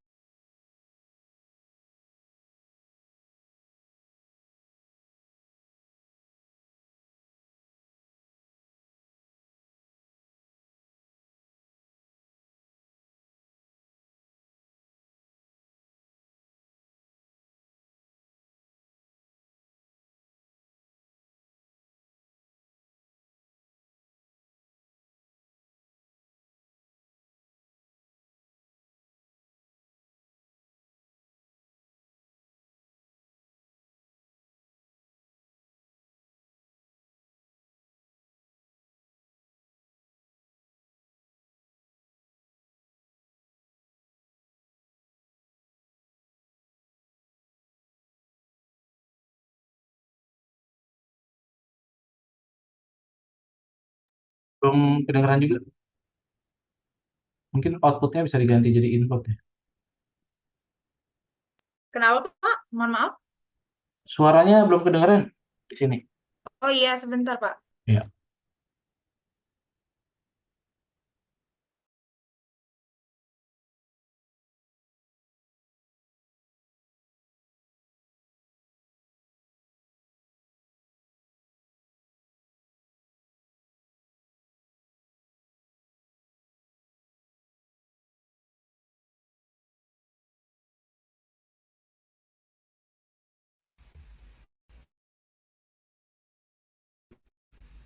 Tema yang kami... Selamat siang Pak Prabu dan teman-teman, perkenalkan kami dari Oke, kelompok udah 4 ada. akan mempresentasikan tugas kami dengan judul Text Mining Ulasan Pak, Pengguna. mohon izin apakah sudah terdengar suaranya? Sudah terdengar. Di Ya, resume. baik, saya izin lanjut. Ya. Aplikasi streaming di Google Play, yaitu aplikasi Netflix, Prime Video, dan Disney Plus Hotstar. Tema yang kami pilih adalah ulasan pengguna terhadap aplikasi streaming. Layanan streaming seperti Netflix, Prime Video, dan Disney Plus Hotstar semakin banyak digunakan sebagai sumber hiburan harian. Seiring meningkatnya jumlah pengguna, volume ulasan yang diberikan melalui platform seperti Google Play juga semakin besar. Ulasan tersebut mencerminkan pengalaman pengguna baik dalam bentuk apresiasi maupun keluhan terhadap fitur dan kualitas layanan. Oleh karena itu, analisis terhadap ulasan ini penting untuk memahami sentimen serta mengidentifikasi kata-kata yang sering muncul yang mencerminkan tanggapan pengguna terhadap aplikasi. Dalam tugas ini, kami menggunakan pendekatan text mining melalui Orange Data Mining untuk menganalisis sentimen dan pola kata yang tergantung dalam ulasan. Analisis ini bertujuan memberikan gambaran umum mengenai respon pengguna terhadap masing-masing aplikasi. Data yang kami gunakan diperoleh dengan cara scraping ulasan pada Google Play untuk aplikasi streaming yaitu Netflix, Prime Video, dan total data yang digunakan adalah 574 review yang mencakup kolom seperti nama aplikasi, nama user, rating, isi review, tanggal review, dan jumlah thumbs up. Kami juga menambahkan beberapa kolom seperti review length yaitu jumlah kata dalam review, review chart count yaitu jumlah karakter dalam review, dan sentimen yaitu klasifikasi berdasarkan rating di mana rating kurang dari 3 dianggap negatif, rating sama dengan 3 dianggap netral, dan rating lebih dari 3 dianggap positif. Oke, selanjutnya kami akan menjelaskan terkait bagaimana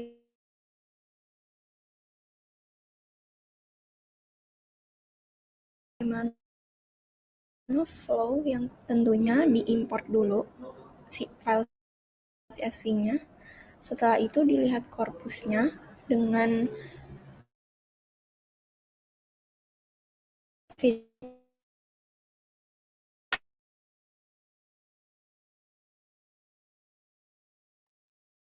yang diperhatikan adalah review, karena kami mau fokus mining. Itu gimana? Dari korpus kita lanjut ke preprocess text. Itu kita preprocess text-nya seperti menghilangkan stop words dan lain-lain. Habis itu ke paling atas ini kita men-select kolom dengan fiturnya itu review length dan targetnya sentiment. Jadi kita mau tahu nih pakai box plot sama scatter plot gimana hubungan antara review sama sentimen yang nanti akan lebih dijelaskannya di slide selanjutnya. Lalu setelah itu di bawahnya kita juga ambil extra keywordnya untuk tahu keyword-keyword penting, yaitu untuk tahu kata yang paling sering muncul berdasarkan TF-IDF dan paling penting. Setelah itu di bawahnya ada juga cabang flow untuk men-select kolom lagi, yaitu untuk mengetahui distribution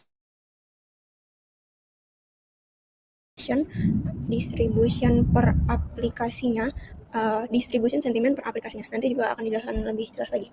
Nah, di situ juga, habis itu juga ada back of word sama word cloud untuk menampilkan kata-kata yang paling sering muncul. Nah, setelah itu cabang flow di bawahnya juga ada sentimen analisis menggunakan menggunakan widget langsung ke reviewnya. Lalu habis itu kita view data table-nya, lalu kita save. Kita melakukan sentiment analysis terhadap dataset kami, di mana mengklasifikasikan review menjadi 3 kategori sentimen, positif, netral, dan negatif. Nah, kita menggunakan sentiment analysis dengan metode multilingual sentiment dalam bahasa Inggris karena review kami mayoritasnya dalam Inggris. Dengan itu kita mendapat output sebagai gambar berikut. Kalau kita lihat pada output dari sentiment analysis, tiap review tidak langsung diberikan prediksi positif, negatif, atau netralnya, hanya diberi suatu skor yang berentang dari min 100 sampai 100. Maka dari itu kita perlu mendefinisikan suatu interval di mana skornya akan korespon dengan kelas yang kita pengen, yaitu positif, negatif, dan netral. Maka kita definisikan interval untuk ketiga kelas sentimen, di mana positif bernilai antara 100 sampai min 34, netral bernilai 33 sampai min 33, dan negatif bernilai min 34 sampai min 100.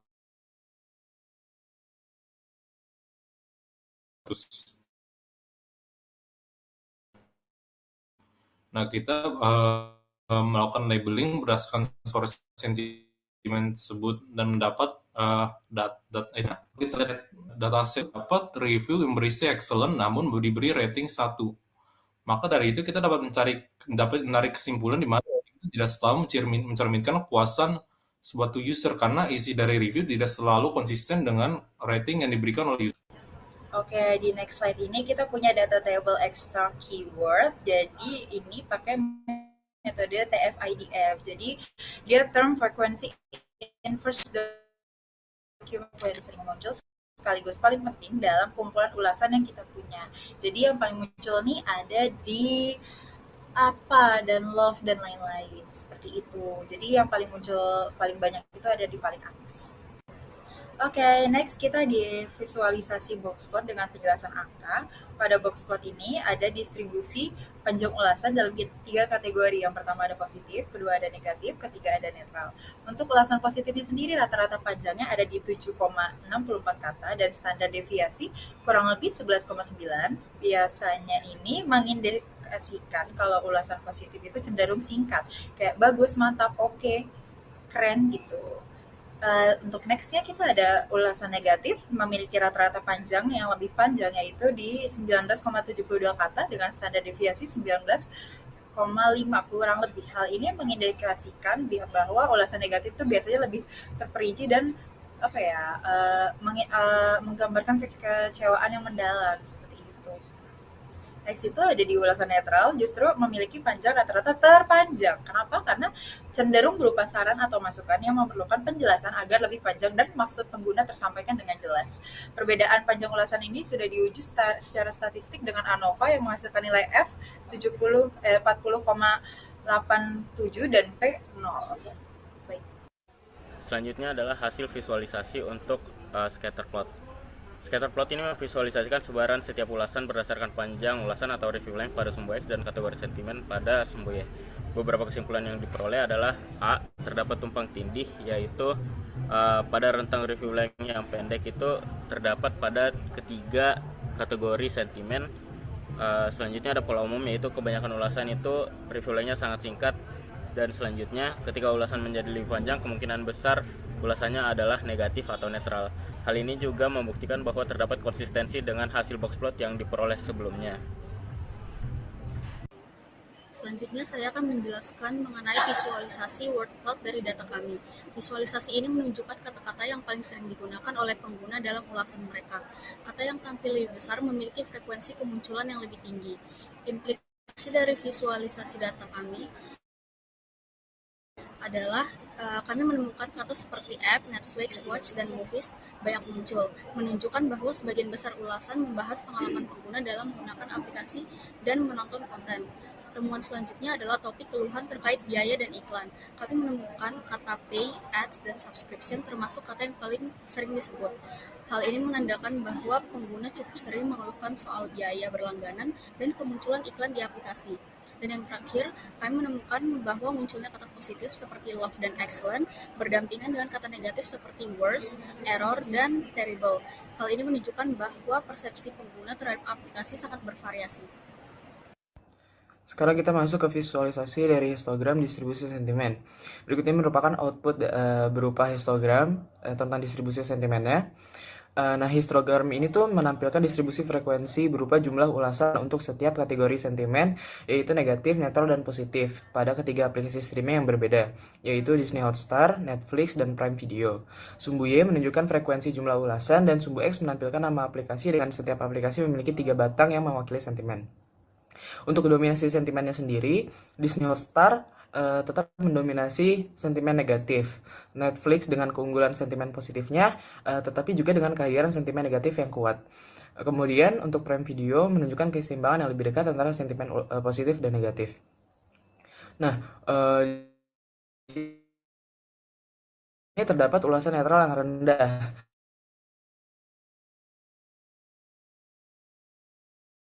Secara konsisten di ketiga aplikasi ini. Ini mungkin mengindikasikan bahwa pengguna lebih cenderung memberi layanan untuk Disney Hotstar sendiri. Di sini perlu memperhatikan dengan serius untuk mengidentifikasi dan mengatasi penyebab utama tingginya sentimen. Kemudian untuk Netflix sendiri dapat fokus untuk mempertahankan aspek-aspek yang menimbulkan ulasan positif, namun juga tetap berusaha mengurangi poin-poin yang menyebabkan beberapa ulasan negatif yang muncul. Kemudian untuk Prime Video sendiri, kita perlu memahami bahwa pengalaman pengguna begitu terbagi dan mencari data untuk meningkatkan konsistensi kepuasan pengguna. Selanjutnya kesimpulan dan implikasi. Kesimpulan yang kami dapatkan berdasarkan hasil analisis kami adalah indikasinya korelasi yang signifikan antara panjang ulasan dengan sentimen yang diungkapkan. Ulasan yang bersifat positif umumnya lebih singkat dengan rata-rata sekitar 7,64 kata, sedangkan ulasan negatif ataupun netral cenderung lebih panjang karena pengguna merasa perlu memberikan penjelasan mendetail mengenai masalah ataupun saran yang akan disampaikan. Kemudian untuk visualisasi data yang kami lakukan melalui scatter plot dan box plot mendukung temuan ini, di mana ulasan dengan panjang lebih dari 40 kata lebih sering mengandung sentimen negatif atau netral. Namun dengan menggunakan scatter plot ditunjukkan bahwa ulasan pendek tersebar di seluruh kategori sentimen yang mengindikasikan bahwa sentimen dapat diungkapkan secara singkat. Distribusi sentimen juga menunjukkan variasi yang berbeda antara aplikasi, seperti Disney Plus Hotstar, di mana didominasi dengan ulasan negatif, Netflix yang didominasi dengan ulasan positif, dan Prime Video menunjukkan distribusi sentimen yang lebih seimbang. Ulasan dengan sentimen netral relatif jarang ditemukan, yang mengindikasikan bahwa meninggalkan ulasan hanya ketika mengalami kepuasan atau ketidakpuasan yang ekstrim. Analisis kata kunci yang menggunakan metode TF-IDF dan word cloud mengungkapkan bahwa aspek teknis seperti login, error, isu, dan update merupakan peluang utama yang sering muncul dalam ulasan negatif. Namun sebaliknya, kata-kata positif seperti good dan excellent umumnya muncul dalam ulasan yang lebih singkat dan tidak terlalu dominan secara visual. Kemudian implikasi. Berdasarkan hasil tersebut, disarankan agar tim pengembang aplikasi memprioritaskan perbaikan pada aspek teknis yang paling sering menjadi keluhan pengguna. Tim layanan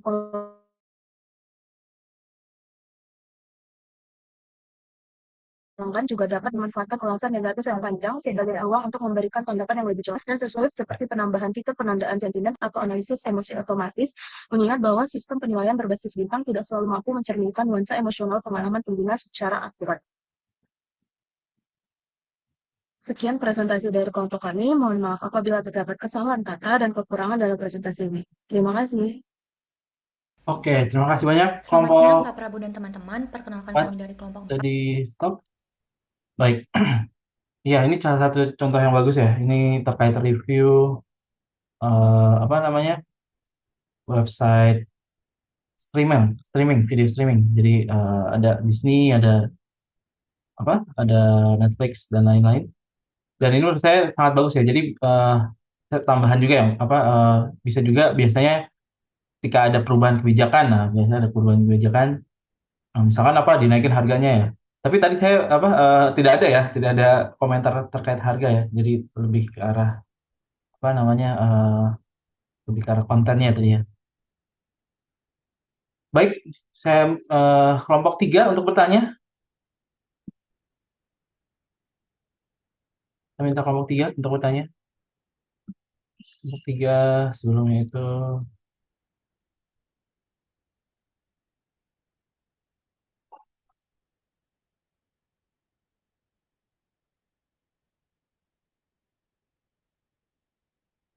6 Bila Putri udah ya.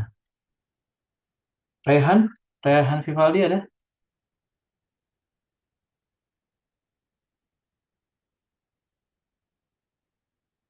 Sorry, tadi Nabila Putri udah ya tadi ya di pertanyaan pertama ya. Arju coba, Arju. Iya, Pak. Ya, silakan. Ingin bertanya ke kelompok 4? Atau saya tanya? Arju. Saya nanya ya, Pak. Oke, silakan.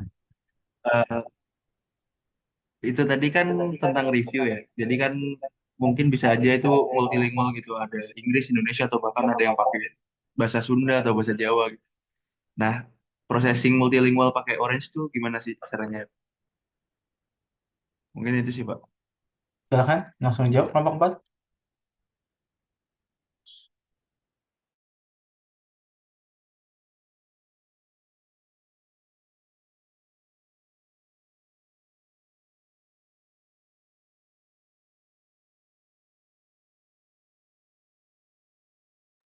Golda ingin bertanya? Boleh, silakan. Mau jawab, Pak? Oh, oh iya, Golda mau. Oke, silakan. Iya, sebetulnya kan kalau dari Google Play ada beberapa aplikasi yang memang khusus untuk bahasanya masing-masing ya. Nah, kebetulan kami fokusnya memang cari aplikasi yang pakai bahasa Inggris, jadi sangat minimal untuk bahasa-bahasa lain. Contohnya kan dari Netflix, Disney Plus Hotstar, sama Prime Video. Kalau dilihat dari dataset kami, kemungkinan besar sangat dominan itu pakainya bahasa Inggris. Mungkin dari teman-teman kelompok 4 ada yang mau tambahin.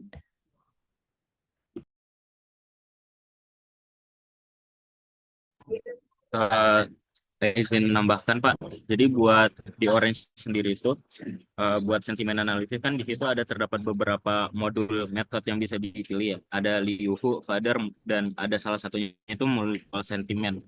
Nah, buat proyek kita ini kita memilih metode multilingual sentiment, namun tadi disebutkan kalau misalnya reviewnya mungkin bisa jadi ada yang menggunakan bahasa Jawa atau bahasa lokal yang lain itu tidak didukung sama modulnya.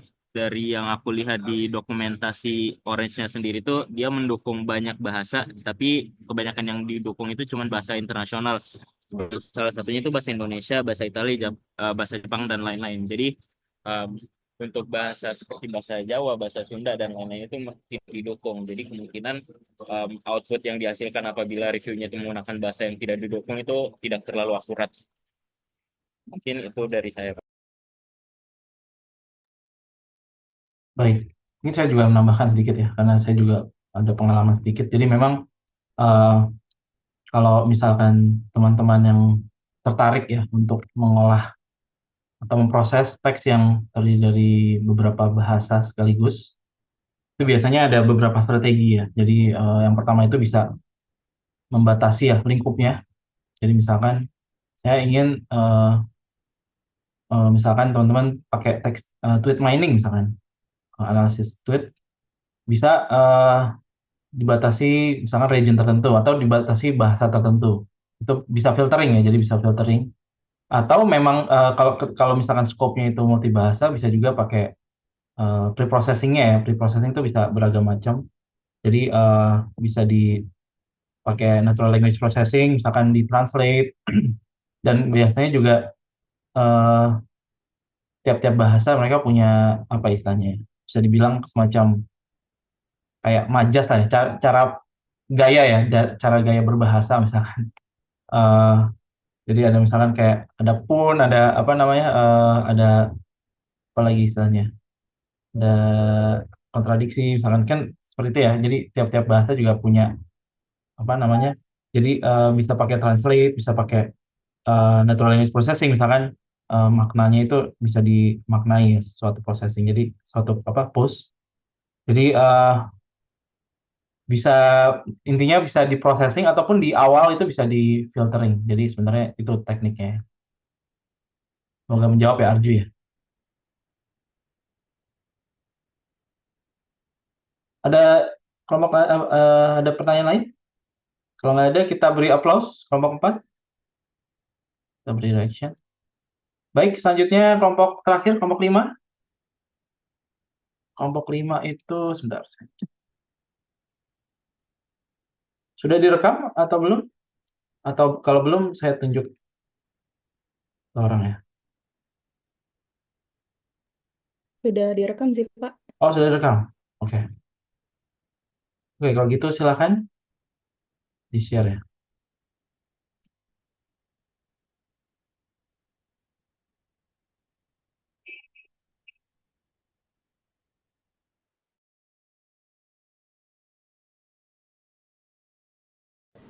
Selamat pagi, siang, sore, dan malam.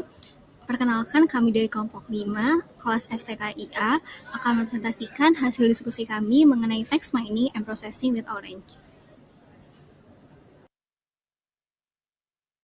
Berikut adalah anggota kelompok kami. Oke, untuk data yang kami proses dan kami olah merupakan ulasan mengenai aplikasi Gojek yang diunggah dalam situs Kaggle melalui website yang tertera pada layar. Kemudian data tersebut kami proses melalui pre-processing, diekstrak, dibuat back of words-nya, ditokenisasi, dihilangkan step words-nya, di stemming, serta dilakukan sentimen analisis data untuk memperoleh hasil data yang lebih spesifik untuk memudahkan temu kembali informasi. Dan data tersebut terdiri dari 225.000 baris dan 5 kolom. Untuk data yang kami gunakan terdiri dari 5, yaitu username, content, score, app, dan app version. Masing-masing data memiliki penjelasan dan fungsi sebagai yang tertera pada layar. Berikut merupakan workflow dari fitur-fitur pada Orange yang kami gunakan untuk mengolah data. Pertama adalah kita mengikut data pada fitur corpus. Setelah mengupload dataset tersebut kepada Orange, kemudian isi korpus dengan dataset, yaitu data mengenai review Gojek. Baik, pada langkah pre-processing teks, dilakukan transformasi teks seperti mengubah huruf ke lowercase dan menghapus URL, tokenisasi menggunakan rich XP untuk memisahkan kata, serta filtering seperti menghapus stop words bahasa Indonesia, angka, dan memilih 100 token yang paling sering muncul berdasarkan frekuensi relatifnya. Pada langkah extract keyword, dilakukan beberapa metode seperti TF-IDF, YIG, dan RAKE dengan bahasa yang diatur ke Indonesian, dan kata kunci seperti membantu, mantap, dan bagus dipilih otomatis berdasarkan skor tertinggi TF-IDF, yang menunjukkan pentingnya kata tersebut dalam dokumen relatif terhadap seluruh korpus. Berikut adalah tabel data dari hasil extract keyword yang dapat dilihat kata-katanya dan TF-IDF-nya. Setelah melakukan extract keywords pada dokumen, dilakukan perhitungan TF-IDF. TF-IDF ini sendiri menunjukkan seberapa penting sebuah kata dalam sebuah dokumen relatif terhadap kumpulan dokumen atau korpusnya. Metode ini membedakan kata-kata yang penting dari kata-kata yang sering muncul tapi tidak memberikan makna spesifik. Seperti kata dan, itu, adalah, dengan menurunkan bobot untuk kata-kata umum dan menaikkan bobot untuk kata-kata yang unik pada dokumen tertentu. Jadi berdasarkan visualisasi ini, didapatkan bahwa mayoritas nilai TF-IDF dalam dokumen ini itu berada di bawah 0,02 dan kebanyakan kata memiliki nilai TF-IDF sangat rendah mendekati 0,0 sampai 0,01. Yang mana artinya ini sebagian besar kata ini tidak terlalu penting atau sering muncul di banyak dokumen atau kata umum. Hanya sedikit kata yang memiliki nilai TF-IDF tinggi, artinya kata tersebut cukup spesifik untuk beberapa dokumen dan jarang muncul di dokumen lainnya. Selanjutnya adalah scatter plot pada TF-IDF. Sebenarnya di scatter plot ini hanya memvisualisasikan TF-IDF dengan TF-IDF, lalu diberikan subgroup berdasarkan TF-IDF lagi tapi diberi warna lain. Jadi scatter plotnya itu linear karena memang dia memvisualisasikan nilainya terhadap dirinya sendiri. Jadi di sini lebih kepada informasi kalau sebagian besar kata dalam korpus memiliki nilai TF-IDF rendah, artinya mereka sering muncul di banyak dokumen atau dia tuh kurang informatif kata-kata yang dihasilkan oleh extra keywords ini.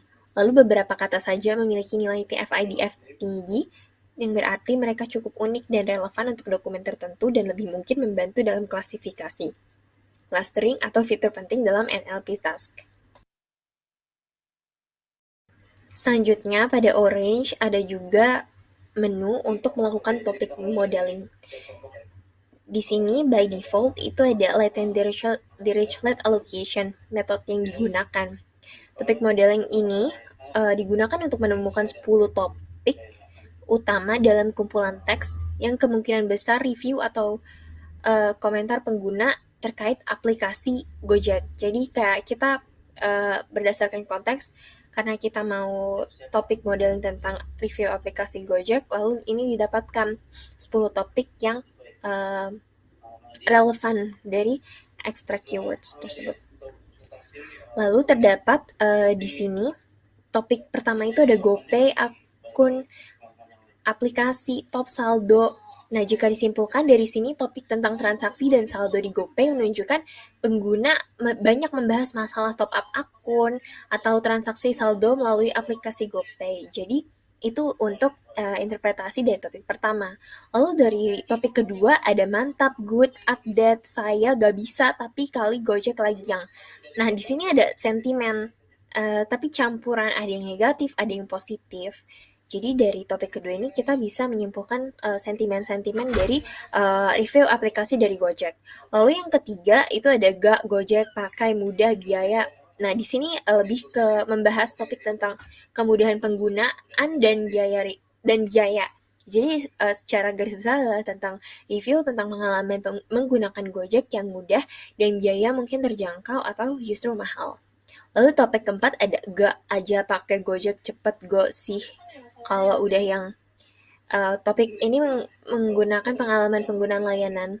Pengguna menceritakan pengalaman saat memakai layanan Gojek berhubungan dengan kecepatan layanan. Lalu yang kelima adalah tentang driver dan pengalaman order.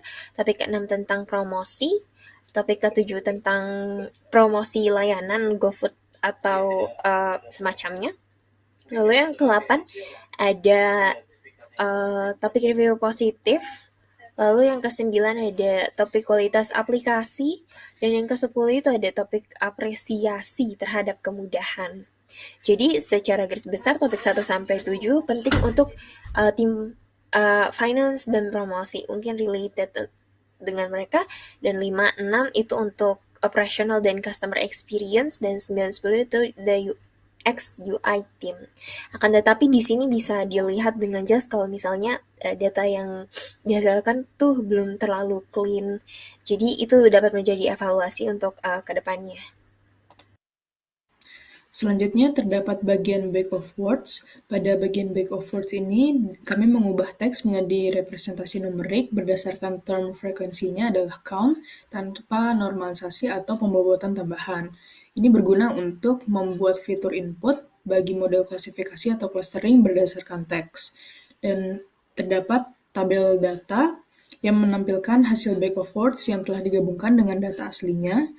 Dan pada dataset ini terdiri dari 225.002 baris dan 102 back of words yang siap untuk dianalisis lebih lanjut seperti klasifikasi sentimen atau segmentasi pengguna.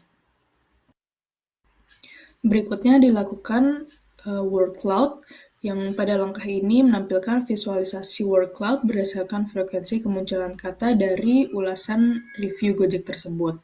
Kata-kata seperti Gojek, aplikasi, membantu, dan driver muncul paling dominan, yang menunjukkan topik yang paling sering disebut dalam dataset. Jadi semakin besar dan tebal kata yang ditampilkan, maka semakin sering kata tersebut muncul. Kelompok kami melakukan 2 kali tahap sentiment analysis. Pada percobaan tahap ini, kami melakukan feeder dengan language-nya adalah English. Dan pada tabel data ditampilkan skor sentimen untuk masing-masing ulasannya, yaitu positif, negatif, neutral, dan compound. Pada langkah ini berguna untuk mengklasifikasikan opini pengguna berdasarkan isi komentar mereka. Pada tahapan selanjutnya itu ada sentiment feature selection, di mana pada tahapan ini digunakan widget select column, di mana dalam tahapan ini dilakukan untuk memilih fitur-fitur atau kolom yang relevan untuk pengolahan data lebih lanjut. Di sini terdapat 3 bagian, yaitu ignore, feature, target, dan metas, di mana skor digunakan sebagai target variabel. Kolom positif, negatif, dan netral digunakan sebagai fitur, dan add atau timestamp dan compound merupakan variabel yang di-drop karena tidak relevan dengan proses yang ingin dilakukan selanjutnya. Selanjutnya adalah tahapan untuk membuat modeling dengan metode clustering, di mana di sini kita harus melakukan sampler dulu terhadap data, dengan data yang digunakan itu adalah 10% dataset yang akan diambil secara acak untuk mendukung efisiensi dari proses clustering ini. Tahapan selanjutnya adalah proses visualisasi dengan menggunakan heatmap, di mana hasil dari heatmap akan menampilkan hasil clustering berdasarkan nilai-nilai TF, IDF dari kata-kata penting dalam ulasan di dataset. Warna dari heatmap ini akan menunjukkan distribusi kata-kata sebagai berikut. Kuning itu adalah kata yang bersifat netral, biru kata yang bersifat positif, dan hijau kata yang bersifat negatif. Menampilkan proses sentiment labeling yang kami lakukan dengan menggunakan Python script di Orange. Di sini kami menggunakan pustaka seperti NumPy, Pandas, dan modul Orange sendiri untuk membaca data ulasan pengguna. Pertama, data diubah ke dalam format data frame, lalu dilakukan proses scoring sentimen berdasarkan nilai numerik yang dikategorikan dalam 3 kelas, yaitu negatif, neutral, dan positif. Label sentimen ini kemudian dimasukkan kembali ke dalam dataset sebagai variabel baru untuk dianalisis lebih lanjut. Dengan proses ini, setiap ulasan memiliki label sentimen yang bisa digunakan untuk analisis lanjutan. Setelah proses labeling selesai, hasilnya dapat kita lihat di slide berikut. Di sini kita punya tabel yang sudah dilengkapi dengan kolom sentiment underscore label yang menunjukkan apakah suatu ulasan bersifat negatif, netral, atau positif. Sebagai contoh, ulasan seperti akun gua sepi diberi skor sentimen 0 dan dikategorikan sebagai neutral. Sementara ulasan seperti very good memiliki skor positif dan diberi label positif. Dengan adanya label ini, kita jadi bisa melakukan analisis kuantitatif dan visualisasi data untuk melihat distribusi sentimen dari semua ulasan pengguna terhadap aplikasi. Di slide ini, kami menampilkan visualisasi hasil analisis sentimen. Dari grafik batang ini, bisa kita lihat bahwa sentimen positif menjadi yang paling banyak, hampir menyentuh angka 100.000 ulasan. Hal ini menunjukkan bahwa mayoritas pengguna merasa puas dengan aplikasi Gojek. Sentimen neutral juga cukup tinggi, mendekati jumlah yang sama dengan positif. Ini berarti banyak ulasan bersifat informatif dan atau deskriptif tanpa menyeratkan emosi yang kuat. Sementara itu, sentimen negatif merupakan yang paling sedikit, hanya sekitar 35.000 ulasan, yang menunjukkan bahwa hanya sebagian kecil pengguna yang memberikan feedback negatif. Secara keseluruhan, bisa disimpulkan bahwa persepsi pengguna terhadap aplikasi ini cenderung positif atau netral. Word cloud menampilkan kumpulan kata yang paling sering muncul dalam ulasan. Hasil dari analisa terhadap visualisasi word cloud yang dilakukan kelompok kami memberikan kesimpulan bahwa dalam ulasannya banyak kata-kata yang dominan seperti cepat, driver, bagus. Hal ini mencerminkan bahwa pengguna banyak membicarakan pengalaman penggunaan aplikasi, kualitas layanan, serta performa secara teknis. Word cloud berfungsi sebagai gambaran umum topik-topik apa yang paling penting atau paling sering dibahas dalam suatu data tanpa harus membacanya setiap satu persatu. Sementara itu, hasil sentimen analisis menunjukkan distribusi emosi pengguna terhadap aplikasi, di mana sentimen positif mendominasi dengan jumlah ulasan mendekati 100.000 ulasan, disusul oleh sentimen netral yang jumlahnya hampir setara. Hal ini menunjukkan bahwa sebagian besar pengguna merasa puas dan memiliki opini netral terhadap aplikasi tersebut. Sentimen negatif tercatat hanya 35.000 ulasan yang menandakan bahwa hanya sebagian kecil pengguna yang menyampaikan keluhan atau ketidakpuasan. Secara keseluruhan, hasil ini menunjukkan bahwa persepsi pengguna terhadap aplikasi tersebut cenderung positif atau netral, dan ini dapat dijadikan dasar untuk mempertahankan aspek layanan yang sudah baik, serta melakukan evaluasi terhadap kritik yang mungkin muncul baik secara terbatas. Selanjutnya adalah ringkasan visualisasi dan modeling. Dari step-step yang telah kita lakukan didapatkan sebagai berikut, yaitu distribusi TF-IDF itu memperlihatkan bahwa sebagian besar kata dalam ulasan memiliki nilai bobot yang rendah, menunjukkan bahwa katanya umum. Hanya sedikit kata-kata dengan bobot tinggi yang berpotensi menjadi kata kunci penting. Kemudian, scatter plot TF-IDF menunjukkan konsentrasi data pada nilai rendah dengan sebaran minor di nilai tinggi, mempertegas hasil distribusi. Kemudian heat map sentimen memvisualisasikan ulasan berdasarkan skor positif, netral, dan negatif, serta clustering mengelompokkan ulasan dengan pola-pola yang memiliki kemiripan. Untuk modeling sentimen dilakukan dengan pelabelan berdasarkan skor. Hasil visualisasi menunjukkan dominasi ulasan positif dan netral. Berikutnya adalah insight yang diperoleh, yaitu ulasan positif dalam hal ini mendominasi, mengindikasikan bahwa aplikasi Gojek ini umumnya memenuhi ekspektasi dari para user itu sendiri. Sebagian besar ulasan netral menunjukkan ada ruangnya pengguna untuk memberikan masukan yang tidak ekstrim, baik pujian maupun kritik. Kemudian ulasan negatif yang sedikit menjadi indikator bahwa permasalahan spesifik itu perlu dianalisis lebih lanjut untuk menjaga kepuasan dari sisi user secara menyeluruh. Kata-kata yang sering muncul atau word cloud dan back of word dapat dimanfaatkan untuk menyusun strategi komunikasi yang lebih sesuai sesuai dengan harapan si para user. Berikutnya adalah kesimpulan. Dalam tugas ini kami melakukan text mining terhadap ulasan penggunaan aplikasi Gojek dengan menggunakan Orange. Dataset yang digunakan berasal dari situs Kaggle yang kami ambil dengan judul Gojek App Review Bahasa Indonesia yang berisi ribuan ulasan pengguna dalam bahasa Indonesia terhadap aplikasi Gojek dari versi 4.0 hingga 4.9.3.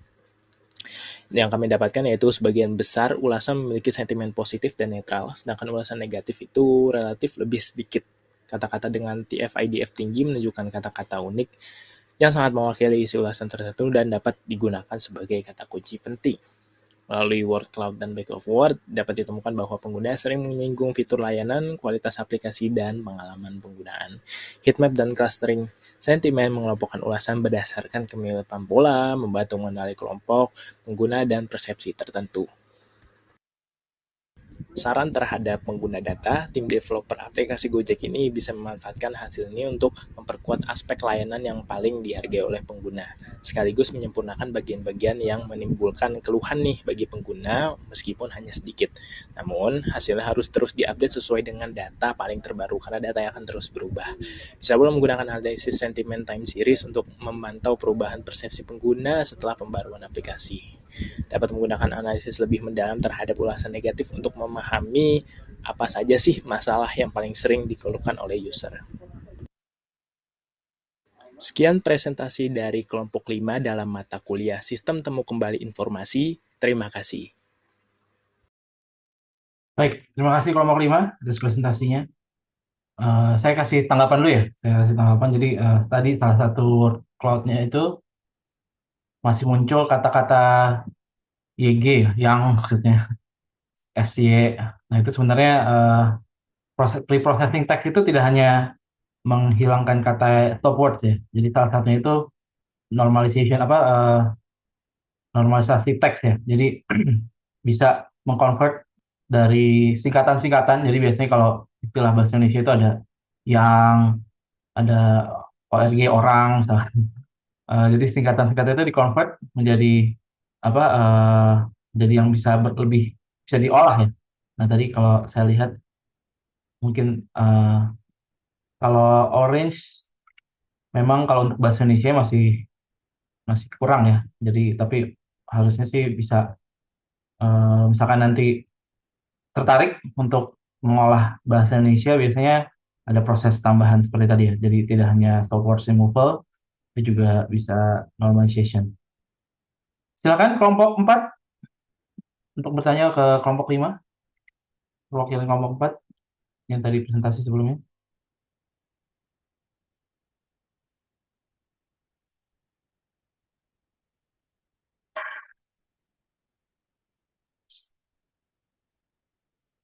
Tadi siapa ya? Saya lupa. Kalau bisa nggak usah dipanggil. Nah. Siapa tadi? Golda ya? Golda ya tadi yang menjawab tadi. Golda? Ya, silakan. Sebenarnya tadi mau tanya tentang yang singkatan yang barusan Bapak bilang sih, Pak. Kalau misalkan dilihat dari workload-nya kan stop word-nya masih ada singkatan-singkatan kayak lagi, udah, UDH, LG gitu. Sama mungkin kenapa tadi yang topik yang ditentuin cuma 10 ya? Atau memang maunya 10 atau dari Orange-nya langsung 10 topik gitu? Topik modelingnya. Silakan kelompok 5 untuk dijawab. Oke, saya izin jawab ya, Pak.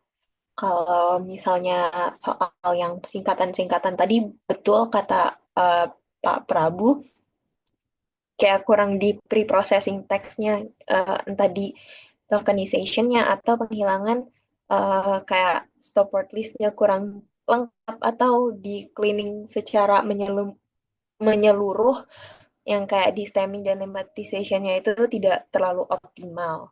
Lalu kalau untuk topik modelingnya itu cuma 10 topik, sebenarnya itu 10 topik juga sudah cukup banyak dan sudah representatif sebenarnya. Cuman itu untuk dari default Orange-nya kemarin 10 sih. Jadi makanya 10 gitu sih.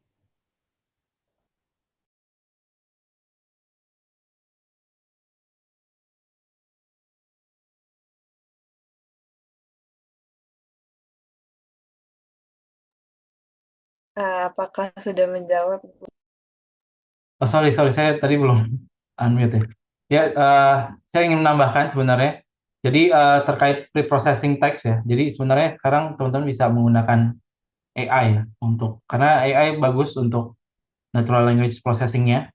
Jadi dia bisa mengconvert bahasa ke bahasa yang lebih bisa dipahami. Lalu terkait topik modeling. Nah, ini topik modeling ini sebenarnya sorry. Topik modeling ini sebenarnya bisa tergantung ya, nggak hanya 10 sebenarnya. Jadi topik modeling itu lebih ke arah untuk mengeksplor kira-kira tema-tema apa saja sih yang pusat diskusinya ya. Jadi kalau ini karena ini terkait review ya. Jadi misalkan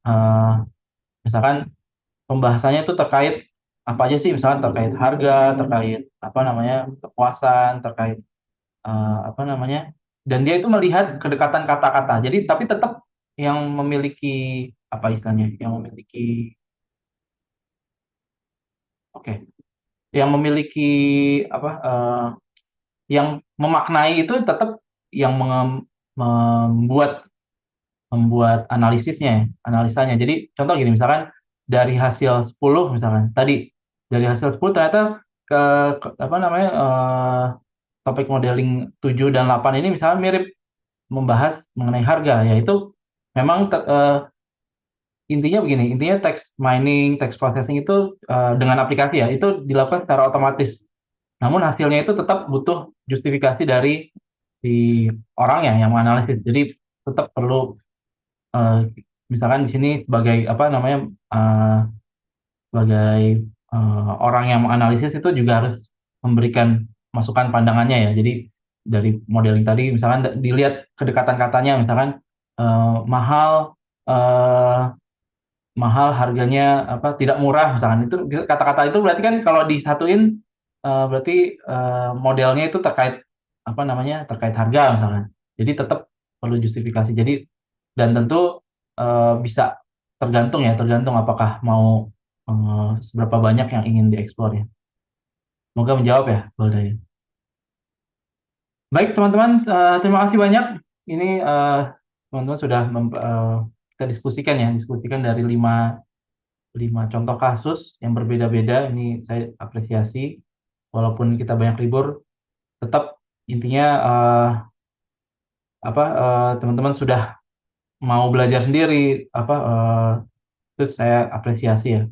Jadi memang ini sangat bisa untuk dijadikan metode ya. Jadi data mining, text mining ini bisa dibilang sebagai metode dan bisa juga dijadikan TA. Jadi silakan teman-teman kalau misalkan berminat dan ini juga terkait temu kembali informasi juga ya. Jadi bagaimana data itu diolah jadi informasi. Jadi dan banyak juga sistem yang tidak menyediakan informasi secara langsung ya, tapi harus diolah terlebih dahulu dan eh, pengetahuan mengenai text processing ini juga berjalan di belakang ya ketika kita secara teknis ketika ada sistem temu kembali informasi itu biasanya berjalan di belakang dan itu semua yang terjadi ya dalam sistem. Jadi bagaimana kita butuh informasi tertentu, kita translate dalam query dalam bentuk kata kunci. Nah, itu yang kita eh, kita coba carikan ya, kita coba teman kembalikan di sebuah platform ataupun database. Baik teman-teman, untuk pertemuan minggu depan, jadi tolong dibaca ya teman-teman, tolong diinstal aplikasi Enkong-nya. Jadi nanti kita akan praktekkan Enkong. Enkong ini sebenarnya mirip dengan Orange ya. Kalau teman-teman lihat Orange itu ada beberapa fiturnya kayak concordance, lalu collocation itu sebenarnya ada juga ya, ada juga di Enkong. Dan Enkong ini karena ilmu perpustakaan ini kan berada di Fakultas Ilmu Pengetahuan Budaya ya. Jadi biasanya juga kajian-kajiannya terkait kebudayaan, terkait misalkan novel, terkait informasi yang sifatnya teks ya. Jadi itu kita banyak pelajari. Jadi eh, kita akan mempelajari lebih lanjut lagi dengan aplikasi Enkong. Jadi untuk minggu depan itu bacaannya sudah saya unggah ya teman-teman ya di emas text processing with application itu ada Enkong bagian 1, nanti ada 2 bagian. Jadi untuk UAS teman-teman, nah ini untuk UAS itu tidak ada ujian karena memang mata kuliah ini kan mata kuliah belanja istilahnya ya, belanja yang bisa diambil oleh prodi lain. Jadi sifatnya project. Dan nanti untuk Enkong ini nanti pembagian kelompoknya juga berbeda dengan kelompok sekarang. Jadi saya akan random lagi dan untuk penjelasannya nanti silakan teman-teman baca terlebih dahulu dan juga dicoba-coba ya Enkongnya di download dan nanti akan saya jelaskan minggu depan. Ada pertanyaan teman-teman yang lain? Kalau tidak ada, terima kasih banyak teman-teman untuk pertemuan hari ini. Mudah-mudahan banyak yang bisa diambil ya. Saya screenshot lagi ya teman-teman ya untuk cek. Kalau bisa boleh di on cam teman-teman.